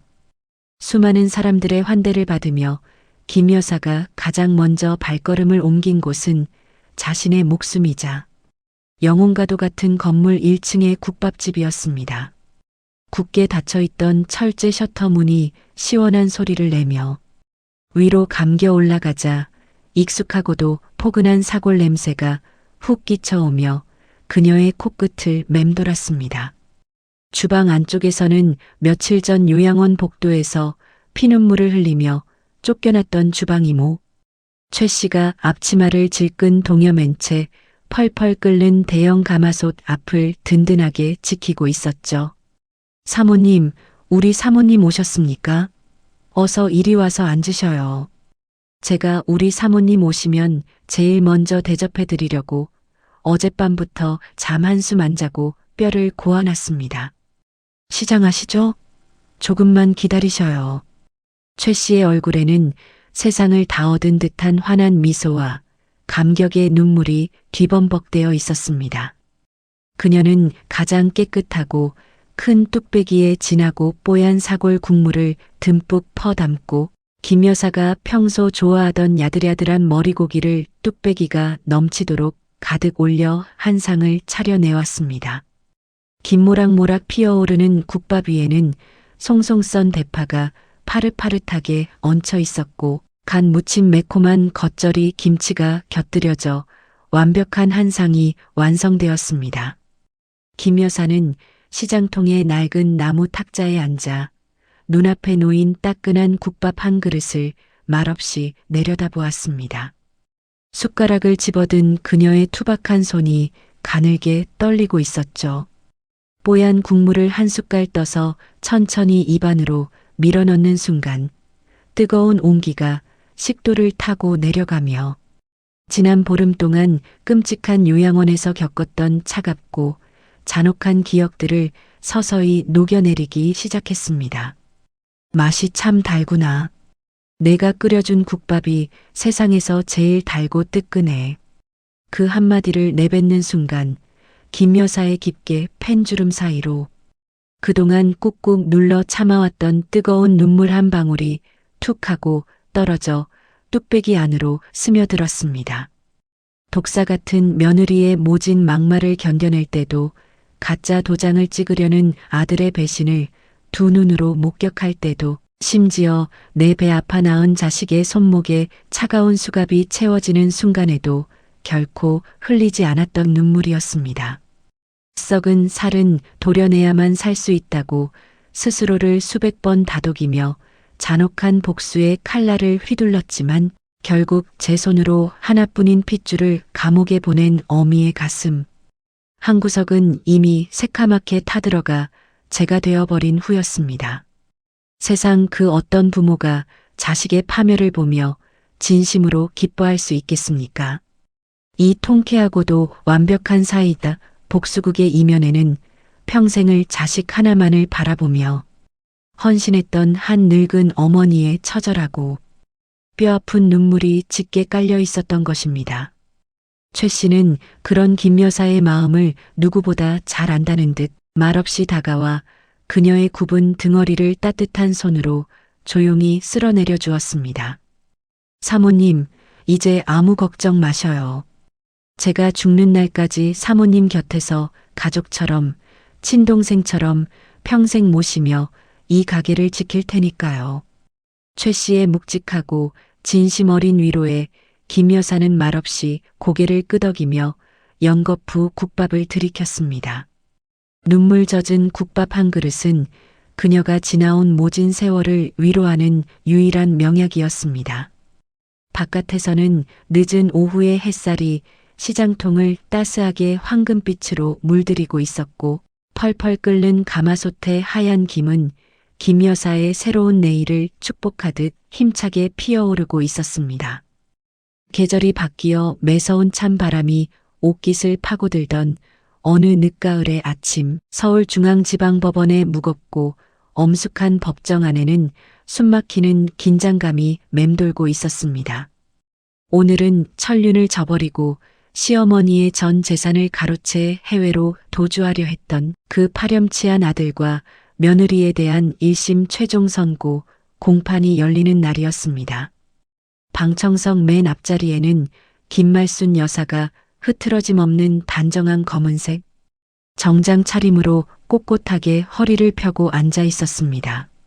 그녀의 곁에는 친딸처럼 그녀를 모시는 주방 이모. 최 씨가 두 손을 꼭 모아 쥔 채 긴장한 얼굴로 재판장을 바라보고 있었죠.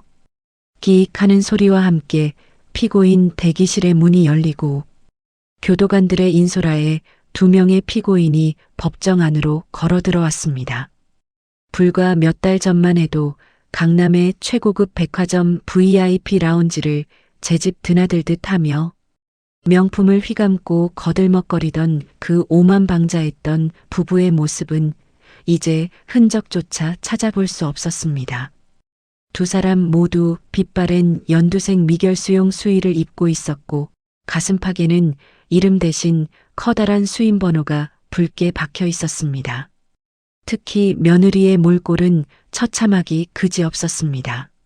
한 달에 수백만 원씩 들여 관리하던 윤기 흐르던 머릿결은 푸석하게 갈라져 제멋대로 엉켜 있었고 화장기 하나 없는 얼굴에는 깊은 다크서클과 수심이 가득해 원래 나이보다 10년은 더 늙어 보였습니다. 그녀는 법정에 들어서자마자 혹시나 자신을 구명하기 위해 대형 로펌 변호사라도 보내주지 않았을까 하는 신락 같은 희망을 품고 방청석을 두리번거렸습니다. 하지만 그녀의 친정 식구들은 단 한 명도 심지어 그림자조차 보이지 않았습니다. 세상의 비난과 손가락질이 두려워 딸을 완벽하게 버린 친정의 싸늘한 외면에 며느리의 탁한 눈동자는 이내 짙은 절망감으로 물들며 초점 없이 바닥으로 떨어졌습니다. 아들 역시 파산 선고와 함께 모든 것을 잃은 충격으로 혼이 나간 사람처럼 어깨를 축 늘어뜨린 채 차마 어머니가 앉아있는 방청석 쪽으로는 고개조차 돌리지 못하고 바들바들 떨고만 있었습니다. 재판장이 자리에 앉고 검사의 매서운 구형 논고가 시작되었습니다.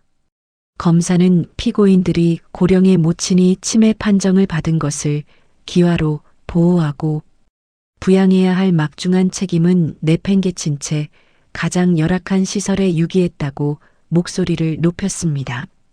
게다가 모친의 인감과 등기권리증을 절취하여 사문서를 위조하고 수십억 원대에 달하는 건물을 헐값에 매각해 그 대금을 편취하려 한 사기. 미수범행은 그 수법이 매우 악랄하고 죄질이 극히 불량하다고 지적했죠. 법정 안에 낭독되는 자신들의 추악한 범죄 사실에 아들과 며느리는 쥐구멍에라도 숨고 싶은 듯 고개를 푹 숙인 채 어깨를 들썩이며 거짓 눈물을 짜내기 시작했습니다. 어떻게든 판사의 동정심을 유발해 형량을 조금이라도 줄여보려는 벼랑 끝에 몰린 짐승들의 얄팍하고 가증스러운 쇼에 불과했습니다. 판결문 낭독을 앞두고 뿔테 안경을 쓴 근엄한 표정의 재판장이 방청석을 향해 무거운 입을 열었습니다. 피해자이신 김말순 여사님, 혹시 마지막으로 재판부나 피고인들에게 하시고 싶은 말씀이 있으십니까? 원하신다면 발언권을 드리겠습니다. 그 말에 김 여사는 한치의 망설임도 없이 자리에서 천천히 일어났습니다. 최 씨가 걱정스러운 눈빛으로 부축하려 했지만 김 여사는 가볍게 손을 저어 만류하고는 피고인석과 판사석이 모두 잘 보이는 법정 중앙의 증언대 앞으로 당당하게 걸어나갔습니다. 방청객들과 기자들의 시선이 일제히 평생 국밥을 팔아 수십억 자산을 일군 그러나 자식에게 배신당한 200발의 노모에게로 쏠렸습니다.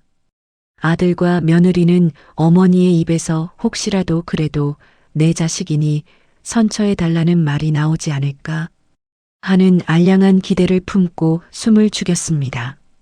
하지만 마이크 앞에 선 김 여사의 눈빛은 그 어느 때보다 차갑고 단호했으며 그녀의 입에서 흘러나온 목소리는 법정 안의 공기를 얼어붙게 만들 만큼 서늘하고 묵직했습니다. 존경하는 판사님, 저는 평생을 피비린내 나는 시장 바닥에서 돼지뼈를 우리며 저기 있는 저 아들놈 하나 사람 구실하게 만들겠다고 제 뼈와 살을 깎아먹으며 살았습니다. 손가락 마디마디가 뒤틀리고 온몸에 화상을 입어가며 번 돈으로 최고급 유학에 강남 아파트까지 다 쥐어주었습니다.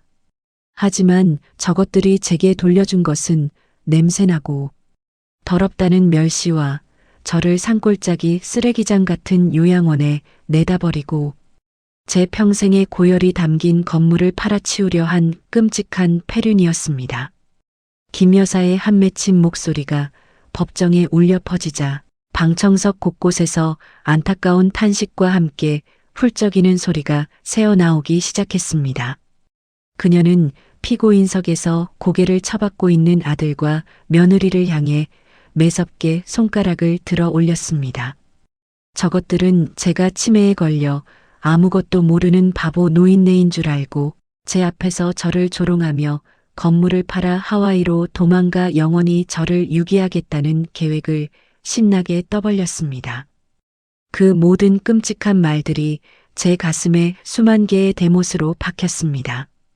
판사님, 짐승도 자기를 거두어준 어미의 은혜는 잊지 않는 법입니다.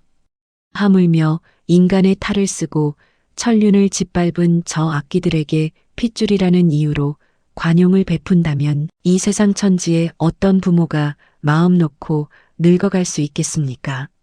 저는 오늘 이 자리에서 어미로서의 모든 정을 끊어내고 저 피고인들을 법이 허용하는 가장 무거운 형벌로 엄벌해 주시기를 피를 토하는 심정으로 강력히 탄원합니다. 제발 저 짐승들을 세상과 격리해 주십시오. 김 여사의 피 끓는 절규이자 단호한 엄벌 탄원은 판사와 방청객 모두의 가슴에 커다란 파장을 일으켰습니다. 자식의 선처를 바라는 일반적인 부모들의 모습과는 달리 썩어 빠진 환부를 제 손으로 직접 도려내겠다는 여장부의 처절한 결단이 느껴졌기 때문이죠. 그녀의 말이 끝나자마자 며느리는 바닥에 주저앉아 짐승처럼 울부짖기 시작했고 아들 역시 어머니, 제가 죽일 놈입니다. 한 번만 용서해 주십시오. 라며 수갑찬 손을 비비며 애원했습니다. 하지만 김 여사는 단 한 번의 눈길도 주지 않고 싸늘하게 돌아서서 다시 방청석으로 돌아와 앉았습니다. 이윽고 재판장의 최종 선고가 이어졌습니다. 법정 안은 바늘 떨어지는 소리조차 들릴 만큼 적막해졌죠. 주문. 피고인들은 고령의 친모를 속여 열악한 요양시설에 유기하고 피해자의 평생의 땀방울이 담긴 막대한 재산을 가로채기 위해 사문서를 위조하는 등 그 범행 수법이 매우 계획적이고 악랄하다. 또한 피해자가 겪었을 정신적 고통과 배신감은 이루 말할 수 없이 클 것임에도 피고인들은 수사 과정에서 서로에게 책임을 떠넘기는 등 반성의 기미를 보이지 않고 있다. 이에 피해자가 피고인들에 대한 강력한 엄벌을 탄원하고 있는 바 피고인들을 사회로부터 장기간 격리하여 그 죗값을 깊이 참회하도록 하는 것이 마땅하다. 따라서 피고인 아들에게 징역 5년을, 범행을 적극적으로 주도한 피고인 며느리에게 징역 7년을 선고한다. 땅, 땅, 땅. 재판장의 무거운 망치 소리가 법정의 정적을 깨고 3번 울려 퍼졌습니다. 징역 7년. 며느리에게는 사형 선고나 다름없는 끔찍하고도 무거운 형벌이었습니다. 아, 안 돼. 내가 왜 감옥에서 7년이나 썩어야 해. 아빠 좀 불러줘. 며느리는 완전히 이성을 잃고 발악하며 소리를 질렀지만 건장한 교도관들의 손에 양팔이 꺾인 채 짐짝처럼 질질 끌려나갈 뿐이었습니다. 아들 역시 다리에 힘이 풀려 바닥을 기어다니며 어머니를 부르짖었지만 그의 애처로운 절규는 굳게 닫힌 법정 문 너머로 허무하게 사라져버렸습니다. 평생을 남의 피땀을 빨아먹으며 사치와 허영 속에서 떵떵거리던 악당들이 마침내 차갑고 잔혹한 법의 심판대 아래에서 완벽하게 파멸하는 참으로 통쾌하고도 소름 끼치는 순간이었습니다. 그로부터 몇 달 후 매서운 한파가 몰아치던 어느 겨울날 며느리가 수감된 여자 교도소의 낡고 차가운 감방 안에는 지독한 땀 냄새와 소독약 냄새가 진동하고 있었습니다. 한때 백화점 명품관 직원들의 폴더 인사를 받으며 수백만 원짜리 향수만 고집하던 며느리는 이제 퀴퀴한 냄새가 배어있는 까칠한 회색 손바지를 입고 차가운 시멘트 바닥에 무릎을 꿇고 앉아 있었습니다. 그녀의 앞에는 이 감방의 이른바 방장이라 불리는 덩치가 산만 한 험상궂은 여자 죄수가 팔짱을 낀 채 매서운 눈빛으로 그녀를 내려다보고 있었죠. 야, 강남 사모님. 내가 요양원에 시어머니 버리고 돈 들고 튀려다 들어온 그 페류나라며? 뉴스에서 아주 대문짝만하게 떠들던데 밖에서 비싼 밥 먹고 살았으면 안에서는 몸으로 때워야지. 안 그래? 가서 화장실 변기통 바닥 구석구석 칫솔로 빡빡 닦아. 광 안 나면 오늘 저녁밥은 구경도 못할 줄 알아. 방장의 조롱 섞인 호통에 며느리는 입술을 꽉 깨물며 덜덜 떨리는 손으로 낡은 칫솔을 집어들었습니다. 시어머니의 숭고한 땀방울이 밴 국밥 냄새가 천박하고 구역질 난다며 코를 막았던 그녀가 이제는 평생 맡아본 적 없는 끔찍한 오물 냄새가 진동하는 교도소. 화장실 바닥에 엎드려 남의 똥대를 벗겨내야 하는 기막힌 처지가 된 것입니다. 차가운 수돗물에 튼 손등이 갈라져 피가 배어 나왔고 수세식 변기에 악취가 코를 찌를 때마다 며느리는 헛구역질을 하며 짐승처럼 소리 죽여 오열했습니다. 하지만 그녀가 눈물을 흘릴수록 같은 방 죄수들의 비웃음과 괴롭힘은 더욱 끔찍해질 뿐이었습니다. 따뜻한 온수 샤워도 부드러운 침대도 없는 이 차디찬 철창 속에서 그녀는 앞으로 7년이라는 아득하고 절망적인 시간을 구더기처럼 기어다니며 버텨내야만 했습니다. 자신의 탐욕이 스스로를 가장 끔찍한 무덤으로 밀어넣었다는 사실을 뼈저리게 후회했지만 이미 시계의 바늘은 되돌릴 수 없는 지옥을 가리키고 있었습니다. 아들 역시 상황은 다르지 않았습니다. 남자 교도소에 수감된 그는 매일같이 밤마다 자신을 짓누르는 채권자들의 환청에 시달리며 불면증과 공황장애로 피폐해져 갔습니다. 면회는커녕 편지 한 장 보내주는 사람 없는 완벽한 고립 속에서 그는 텔레비전 뉴스 화면에 가끔 스쳐 지나가는 바깥 세상의 풍경을 보며 소리 없이 눈물만 흘릴 뿐이었죠. 평생 어머니의 등골을 빼먹으며 기생충처럼 살아온 무능한 아들에게 차가운 감옥. 바닥은 그가 감당하기엔 너무나도 가혹하고 처절한 형벌이었습니다. 한때는 떵떵거리는 벤처 기업 대표를 자처했지만 지금 그는 이름조차 불리지 못하는 초라한 수임번호 4082번으로 전락해버린 것입니다. 자신들의 오만함과 탐욕으로 어머니의 가슴에 대못을 박았던 두 남녀는 이제 세상에서 가장 차갑고 습한 밑바닥에서 매일매일 살을 에이는 듯한 죗값을 치르고 있었습니다. 누구의 동정도 누구의 구원도 허락되지 않는 철저한 인과응보의 지옥. 그것이 바로 시어머니의 피눈물 나는 돈을 탐냈던 독사 같은 자식들에게 내려진 참으로 공평하고도 완벽한 참교육이었습니다. 바깥 세상에는 하얀 눈이 펑펑 쏟아지며 온 세상을 포근하게 덮고 있었지만 그들의 차가운 감방 창살 너머로는 한 줄기의 따뜻한 햇살조차 허락되지 않는 기나긴 겨울만이 맴돌고 있었습니다. 며느리와 아들이 차가운 철창 속에서 절망의 피눈물을 흘리며 지옥 같은 죗값을 치르고 있는 동안 도심 한복판 시장통 입구에 자리 잡은 김말순 여사의 5층짜리 붉은 벽돌 건물은 그 어느 때보다 눈부신 활기와 따뜻한 온기로 가득 차오르고 있었습니다. 1층 국밥집의 거대한 가마솥에서는 매일 새벽 3시면 어김없이 뽀얗고 진한 사골 육수가 펄펄 끓어오르며 시장 전체에 구수한 냄새를 퍼뜨렸고 셔터 문이 열리기가 무섭게 몰려드는 단골 손님들로 식당 안은 발 디딜 틈조차 없었습니다. 손님들은 단순히 배를 채우기 위해 이곳을 찾는 것이 아니었습니다. 짐승만도 못한 자식들의 배신이라는 끔찍한 시련을 이겨내고 제 손으로 직접 썩은 환부를 도려낸 이 강인하고 위대한 여장부의 얼굴을 한 번이라도 더 보고 응원하기 위해 기꺼이 긴 줄을 서서 기다렸던 것입니다. 아이고 사모님, 얼굴에 아주 화색이 도십니다요. 그 몹쓸 것들 싹 다 치워버리고 나니까 속이 시원하시죠? 제가 다 10년 묵은 체증이 내려가는 것 같습니다. 말도 마, 우리 사모님이 원래 호랑이 관상이라 저런 잡기들이 범접을 못하는 거야. 사모님, 오늘도 국밥 2그릇 뜨끈하게 말아주소.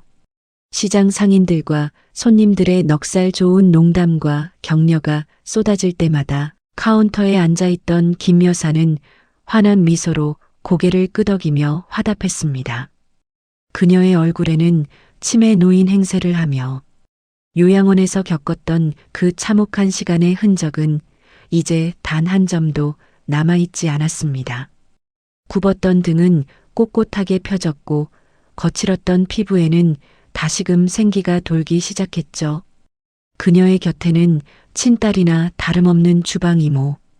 최 씨가 땀을 뻘뻘 흘리면서도 세상에서 가장 행복한 미소를 지으며 뚝배기를 나르고 있었습니다. 피를 나눈 자식은 돈에 눈이 멀어 어미의 등에 비수를 꽂았지만 피 한 방울 섞이지 않은 이웃과 종업원은 오히려 어미의 상처를 보듬고 눈물을 닦아주었습니다. 김 여사는 그 역설적인 현실 속에서 진정한 가족이란 핏줄이 아니라 수십 년의 세월 동안 함께 밥그릇을 나누며 쌓아온 정이라는 사실을 뼈저리게 깨닫고 있었습니다. 하지만 겉으로는 평온하고 행복해 보이는 김 여사의 가슴. 한 구석에는 여전히 해결하지 못한 무거운 응어리가 하나 남아 있었습니다. 바로 자신을 산 채로 생매장하려 했던 그 끔찍한 쓰레기 요양원과 돈. 몇 푼의 양심을 팔아넘긴 악덕 원장의 존재였죠. 며느리와 아들은 감옥에 갔지만 치매에 걸리지도 않은 멀쩡한 노인을 돈만 받고 불법으로 감금하도록 방조하고 국가에서 나오는 요양보조금을 횡령하며 노인들을 학대하던 그 악마 같은 원장은 여전히 그 산골짜기에서 떵떵거리며 살고 있었습니다. 김 여사는 눈을 감을 때마다 퀴퀴한 지린내가 진동하던 6인실. 병실에서 밤마다 살려달라고 울부짖던 힘없는 노인들의 가여운 신음이 귓가에 맴돌아 도저히 편히 잠을 이룰 수가 없었습니다. 자식에게 버림받은 것도 모자라 짐승 취급을 받으며 죽는 날만 기다리던 그 불쌍한 노인들을 그 생지옥에 그대로 내버려 두는 것은 죽다. 살아난 자신이 인간으로서 결코 모른 척해서는 안 될 일이라고 굳게 다짐했습니다. 김 여사는 어느 날 오후 국밥집 문을 일찍 닫고는 곧바로 자신의 전담, 변호사가 있는 강남의 대형 로펌 사무실을 다시 찾아갔습니다. 두꺼운 서류 가방을 들고 회의실에 들어선 김 여사의 눈빛은 며느리를 응징하던 그날처럼 다시 한번 시퍼런 광기를 띠고 있었습니다. 변호사님, 제 자식 놈들 문제는 법대로 처리됐으니 이제 됐습니다. 하지만 제 복수는 아직 절반밖에 끝나지 않았어요. 저를 가뒀던 그 소망 요양원이라는 악마 속을 당장 지도에서 지워버리고 싶습니다. 그 악덕 원장놈이 우리 며느리한테 뒷돈을 받고 저를 불법으로 가둔 증거, 그리고 요양원 노인들 밥그릇에서 식대 빼돌려서 집에 불린 증거들. 제가 요양원에 있는 동안 두 눈으로 똑똑히 보고 다 기록해뒀습니다. 김 여사는 테이블 위에 자신이 요양원 카디건, 주머니 속에 숨겨두었던 낡은 수첩과 며느리의 폐륜을 잡았던 바로 그 초소형 녹음기를 툭 올려놓았습니다. 치매 노인 연기를 하는 동안에도 김 여사는 원장실 문틈으로 원장이 서류를 조작하는 모습, 간호조무사들이 노인들에게 폭언을 퍼부으며 유통기한이 지난 썩은 식재료로 죽을 끓이는 끔찍한 정황들을 낱낱이 파악하고 날짜와 시간까지 수첩에 빼곡하게 적어두었던 것입니다. 게다가 녹음기 안에는 며느리뿐만 아니라 요양원 원장이 며느리에게 웃돈을 요구하며 어머니가 영원히 제정신 못 차리게 약을 듬뿍 타서 재워두겠다고 속삭이는 소름 끼치는 대화 내용까지 고스란히 담겨 있었죠. 변호사는 녹음된 음성과 김 여사의 수첩을 확인하고는 경악을 금치 못했습니다. 이것은 단순한 노인 학대를 넘어선 조직적인 범죄이자 심각한 인권유린 사태였습니다. 변호사는 즉시 관할 경찰서 지능범죄수사대와 보건복지부 노인정책과에 다이렉트로 연락을 취했고 방송국 탐사보도 프로그램 PD에게도 이 충격적인 사실을 제보했습니다. 김 여사의 치밀한 증거 수집 덕분에 그 누구도 빠져나갈 수 없는 완벽하고 거대한 그물이 그 쓰레기 요양원을 향해 소리 없이 좁혀지기 시작했습니다. 며칠 뒤 음산한 산안개가 짙게 깔린 시외각의 소망요양원. 원장실에서 다리를 꼬고 앉아 국가에서 입금된 노인 요양급여를 확인하며 콧노래를 부르던 원장의 귓가에 갑자기 산기를 찢어버릴 듯한 요란한 사이렌 소리가 들려오기 시작했습니다. 한 대가 아니었습니다. 수십 대의 경찰차와 보건소 소속 구급차, 그리고 대형 방송국의 취재 차량들이 흙먼지를 일으키며 요양원 앞마당으로 미친 듯이 밀려 들어오고 있었습니다. 이게 무슨 소리야? 바깥에 무슨 일이야?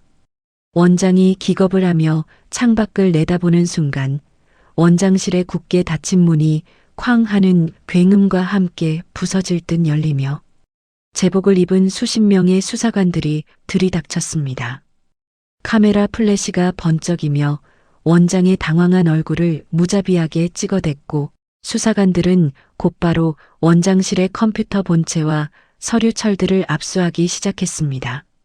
소망요양원 원장, 당신을 노인복지법 위반, 업무상 횡령, 그리고 감금교사 및 의료법 위반 혐의로 긴급 체포합니다. 얌전히 수갑받으시죠. 형사의 불호령에 원장은 사시나무 떨듯 온몸을 떨며 바닥에 털썩 주저앉고 말았습니다. 변명조차 입 밖으로 나오지 않았죠. 그때 웅성거리는 복도의 인파를 양갈래로 가르며 한 사람이 천천히 원장실 안으로 걸어 들어왔습니다. 최고급 캐시미어 코트를 어깨에 걸치고 얼음장처럼 차갑고 위험 있는 표정을 지은 백발의 노인. 바로 불과 2달 전 이 원장실 바닥에서 침을 흘리며 치매 노인 흉내를 냈던 김말순 여자였습니다. 어르신? 아니, 김말순 할머니가 여기는 어떻게? 원장은 유령이라도 본 사람처럼 눈을 뒤집으며 기어들어가는 목소리로 더듬거렸습니다. 김 여사는 바닥에 엎드린 원장 앞으로 다가가 굽어보듯 싸늘하게 그를 내려다보며 입을 열었습니다. 왜 내가 평생 정신병동약에 취해서 벽에 똥칠이나 하다가 죽어나갈 줄 알았더냐? 내 놈이 우리 며느리한테 뒷돈 5천만 원을 찔러받고 나를 독방에 가두려 했던 그 더러운 주둥아리가 지금 이 순간에도 구역질이 나서 참을 수가 없구나. 국가에서 주는 돈으로 내 배때기를 불리면서 힘없고 불쌍한 노인들에게는 유통기한 지난 썩은 시래기를 끓여 먹여? 짐승만도 못한 악마. 새끼, 내 놈이 갈 곳은 이 요양원이 아니라 평생 햇빛 한 줌 들어오지 않는 차가운 감옥 독방이다. 김 여사의 벼락 같은 호통이 원장실을 쩌렁쩌렁 울렸습니다. 원장은 그제야 자신이 며느리의 돈 몇 푼에 눈이 멀어 잠자는 사자의 코털을, 그것도 아주 잔혹한 호랑이의 영린을 건드렸음을 깨달았습니다. 그는 바닥에 머리를 박으며 살려달라고 애원했지만 김 여사의 눈빛에는 일말의 동정심조차 없었습니다. 취재진의 카메라가 이 모든 통쾌한 참교육의 현장을 생생하게 담아내고 있었고 형사들은 자비 없이 원장의 양손에 수갑을 채워 짐짝처럼 끌고 나갔습니다. 요양원 곳곳에 숨어 노인들을 괴롭히던 악질, 간호조무사들 역시 줄줄이 밧줄에 묶여 경찰차로 연행되는 진풍경이 벌어졌습니다. 하지만 김 여사의 시선은 끌려가는 악당들에게 머물지 않았습니다. 그녀의 시선이 향한 곳은 굳게 닫혀있던 병실 문이 열리고 구조대원들의 등에 엎여 하나둘 밖으로 나오는 앙상한 노인들이었습니다. 햇빛을 보지 못해 창백하게 질린 얼굴들, 제대로 먹지 못해 뼈만 앙상하게 남은 그 불쌍한 이웃들을 보자 김 여사의 가슴은 무너져 내리는 듯 했습니다. 그녀는 미리 사제를 털어 준비해둔 최고급 리무진 버스 5대를 마당으로 불러들였습니다. 그리고는 직접 노인들에게 다가가 따뜻한 담요를 덮어주며 굳은 살 박인 손으로 그들의 차가운 두 손을 꼭 부여잡았습니다. 아이고 형님 동생들. 그동안 이 지옥 같은 곳에서 얼마나 무섭고 춥고 배고팠소. 이제 다 끝났어. 저 악마놈들은 다 감방에 쳐넣었으니까 이제 아무 걱정하지 마. 내가 서울에 제일 따뜻하고 밥 잘 나오는 병원으로 모실 테니까 오늘부터는 2다리 쭉 뻗고 뜨끈한 고깃국 먹으면서 사람답게 삽시다. 예, 내가 다 책임질 테니까 울지 마셔. 김 여사의 진심 어린 위로와 따뜻한 손길에 영문도 모른 채 구출된 노인들은 마치 천사를 만난 듯 그녀의 품에 안겨 어린아이처럼 엉엉 소리내어 울기 시작했습니다. 그동안 자식들에게 버림받고 세상의 무관심 속에 방치되었던 상처받은 영혼들이 억척스럽지만 세상 그 누구보다 따뜻한 가슴을 가진 국밥집 할머니의 품에서 비로소 구원을 받는 순간이었습니다. 그 광경을 지켜보던 구급대원들과 매서운 형사들의 눈시울마저 붉어지게 만드는 참으로 숭고하고도 먹먹한 장면이었습니다. 모든 구조 작업을 마치고 며칠 뒤 국밥집의 영업이 끝난 늦은 밤, 김 여사는 주방 정리를 마치고 퇴근하려는 주방 이모 최 씨를 2층의 작은 사무실로 조용히 불렀습니다. 김 여사의 책상 위에는 변호사가 작성해준 두꺼운 법적 서류 뭉치가 놓여 있었죠. 김 여사는 영문을 몰라 어리둥절하게 서 있는 최 씨에게 따뜻한 김이 오르는 결명자차 한 잔을 내밀며 부드러운 미소와 함께 서류 봉투 하나를 건넸습니다. 사모님, 이게 다 뭡니까?요? 혹시 저 월급 올려주시려고. 에이, 저는 지금 받는 돈도 차고 넘쳐서 통장에 쌓이고 있습니다요. 순영아, 넌 20년 동안 내 옆에서 국밥만 끓인 게 아니야. 치매 걸렸다고 다들 나를 피하고 버릴 때 요양원 바닥에 무릎을 꿇고 내 손을 잡고 울어준 사람은 세상 천지에 너 하나뿐이었다. 피를 나눈 내 새끼는 내 돈을 훔쳐서 도망가려 했지만 피 한 방울 안 섞인 너는 내 심장을 지켜주었지. 김 여사의 떨리는 목소리에 최 씨의 눈동자가 흔들렸습니다. 김 여사는 서류 봉투 안에서 등기권리증과 인감증명서가 첨부된 공증 서류를 꺼내 최 씨의 손에 쥐어주었습니다. 이 건물 1층 국밥집 명에 오늘부로 내 앞으로 완전히 넘겼다. 임대료 낼 필요도 없고 이제 이 가게 진짜 사장은 너야. 그리고 위층에서 나오는 월세 수익 절반도 매달 내 통장으로 꽂히게 법적으로 다 조치해놨어. 사양할 생각 마라.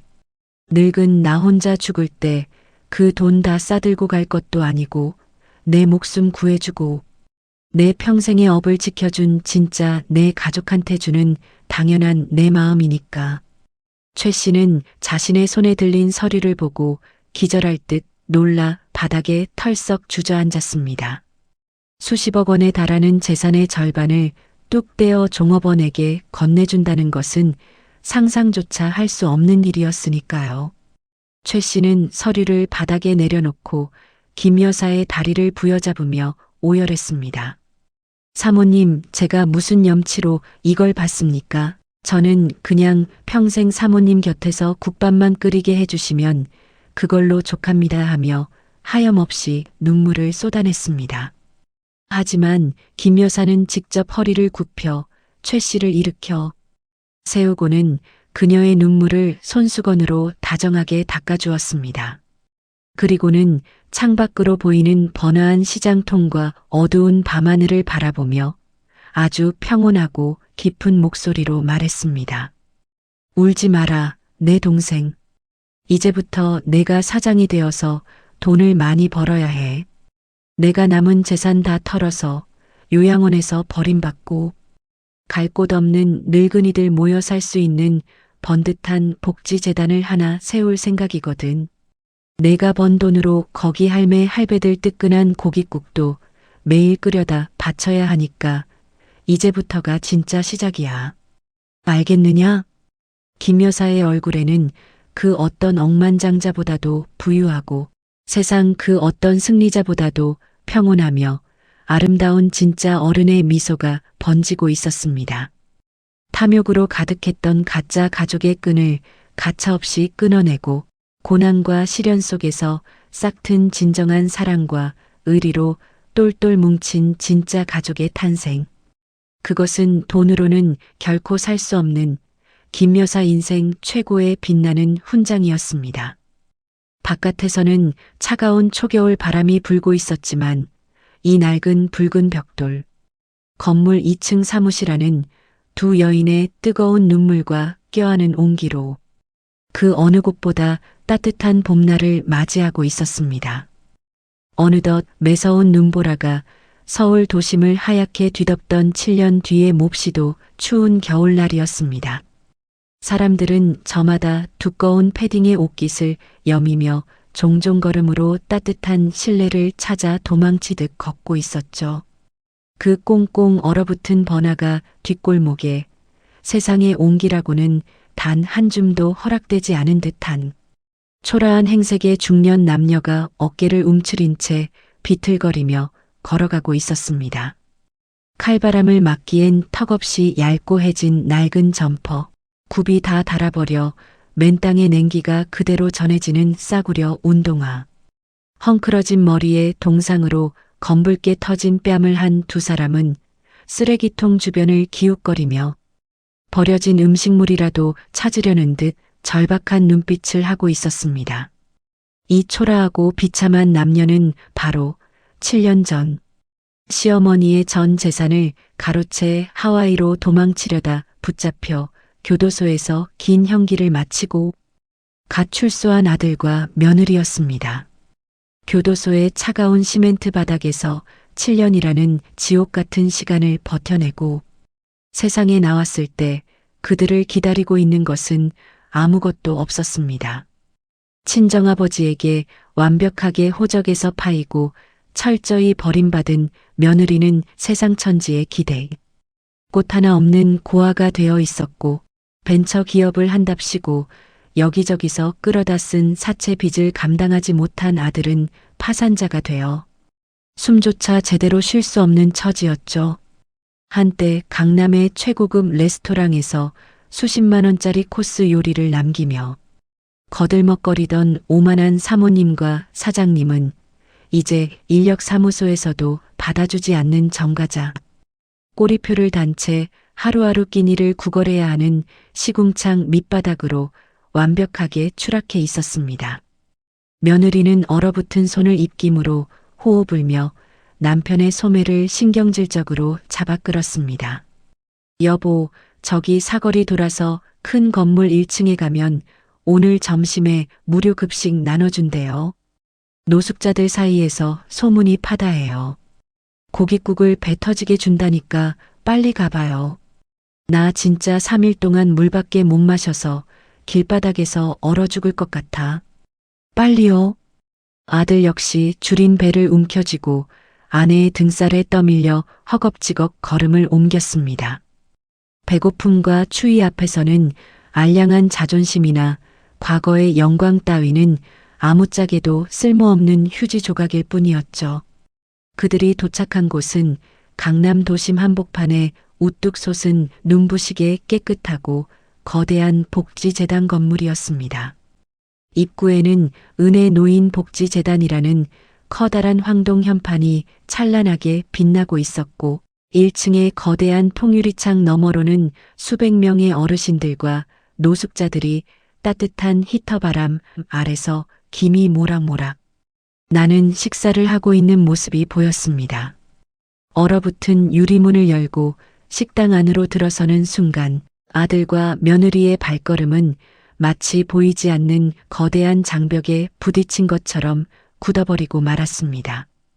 온몸을 녹여주는 따뜻한 온기와 함께 식당 안을 가득 채우고 있는 냄새. 그것은 그들이 이 세상에서 가장 잘 알고 있으면서도 한때는 가장 경멸하고 역겨워했던 바로 그 냄새였기 때문입니다. 40년이 넘는 세월 동안 펄펄 끓는 가마솥에서 진하게 우러나오던 뼛속까지 스며드는 그 짙고 구수한 사골 국밥 냄새였습니다. 두 사람의 심장이 미친 듯이 요동치기 시작했습니다. 홀린 듯이 배식대 쪽으로 시선을 옮긴 두 사람의 두 눈은 찢어질 듯 커졌고 이내 다리에 힘이 풀려 그 자리에 털썩 주저앉을 뻔하고 말았습니다.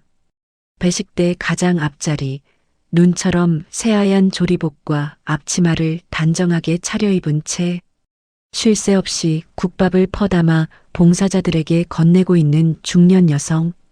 그녀는 7년 전 며느리의 폭언과 갑질에 눈물을 흘리며 쫓겨날 뻔했던 국밥집 주방 이모 최 씨였습니다. 그녀의 얼굴에는 기품 있고 여유로운 재단 이사장으로서의 인자한 미소가 가득했죠. 그리고 그녀의 바로 옆 가장 따뜻한 양지 바른 특석에 놓인 안락의자에 기대어 앉아 찾아오는 노인들의 손을 일일이 잡아주며 갓 쪄낸 따뜻한 백설기를 나눠주고 있는 백발의 할머니. 한복을 곱게 차려입은 채 주름진 얼굴 가득 세상에서 가장 평온하고 자애로운 부처와도 같은 미소를 짓고 있는 사람. 바로 그들이 쓰레기 요양원에 내다버리고 재산을 가로채려 했던 그들의 어머니 김말순 여사였습니다. 김 여사가 7년 전 약속했던 대로 전 재산을 털어세운 이은혜 복지재단은 자식들에게 버림받고 갈 곳 없는 노인들에게 무료로 따뜻한 잠자리와 최고급 식사를 제공하는 전국 최고 규모의 복지시설로 자리 잡고 있었습니다. 김 여사의 곁에는 과거 지옥 같았던 소망요양원에서 함께 구출되었던 노인들이 이제는 살이 통통하게 오르고 건강해진 모습으로 김 여사의 말벗이 되어 웃음꽃을 피우고 있었죠. 김 여사는 그들에게 단순한 후원자가 아니라 그들의 목숨을 구해준 살아있는 성녀이자 진짜 가족으로 추앙받고 있었습니다. 아들과 며느리는 그 눈부시고 숭고한 풍경 앞에서 숨조차 제대로 쉴 수 없었습니다. 자신들이 걷어차 버린 그 냄새나는 뚝배기 국물이 수많은 사람들을 살리고 세상에서 가장 거대하고 존경받는 성이 되어 그들을 압도하고 있었으니까요.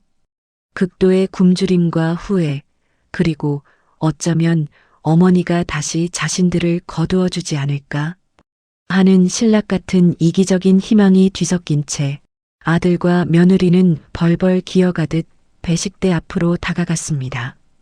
그리고 마침내 김 여사의 코앞까지 다가간 아들은 참았던 눈물을 짐승처럼 터뜨리며 그 자리에 엎드려 울부짖었습니다. 어머니, 어머니, 저예요. 저희가 왔습니다. 어머니, 제가 감옥에서 7년 동안 하루도 빠짐없이 피눈물을 흘리며 반성했습니다. 어머니, 저희가 3일을 굶었어요. 날씨가 너무 추워서 얼어 죽을 것만 같아요. 어머니, 제가 천하의 몹쓸 불효자식이었습니다. 제발, 제발 저희 좀 거두어 주세요. 어머니. 며느리 역시 김 여사의 발밑에 엎드려 두 손을 싹싹 비비며 통곡했습니다. 어머니, 제가 미쳤었어요. 돈에 눈이 멀어서 짐승 같은 짓을 저질렀어요. 어머니, 저 국밥 한 그릇만, 아니 국물 한 숟갈만 주세요.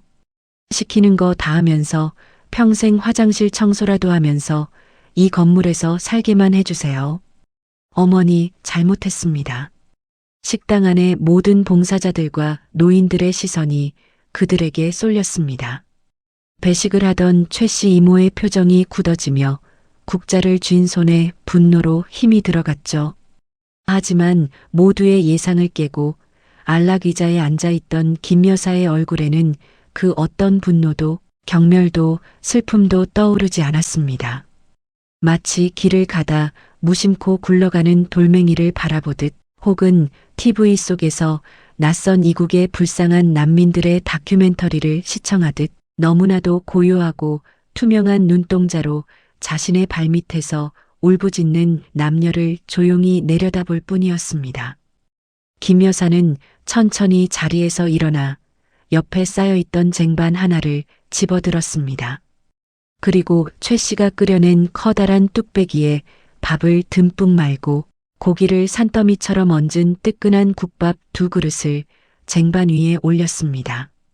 김이 모락모락 나는 2그릇의 국밥 곁에 간 묻힌 겉절이까지 정성껏 곁들인 김 여사는 그 쟁반을 덜덜 떨고 있는 아들과 며느리 앞 테이블에 조심스럽게 내려놓았습니다. 여기 국밥 2그릇 더 넉넉히 담아주게. 배가 많이 고픈 모양이네. 밥 먹고 든든히 채워서 가소. 날이 많이 찹니다. 체하지 않게 꼭꼭 씹어 넘기시오. 그 목소리는 한없이 다정하고 따뜻했지만 그 안에 담긴 의미는 얼음장보다 차갑고 비수보다 날카롭게 아들과 며느리의 심장을 관통했습니다. 김 여사는 그들을 아들이나 며느리로 부르지 않았습니다. 욕을 퍼붓지도 분노를 터뜨리지도 않았습니다.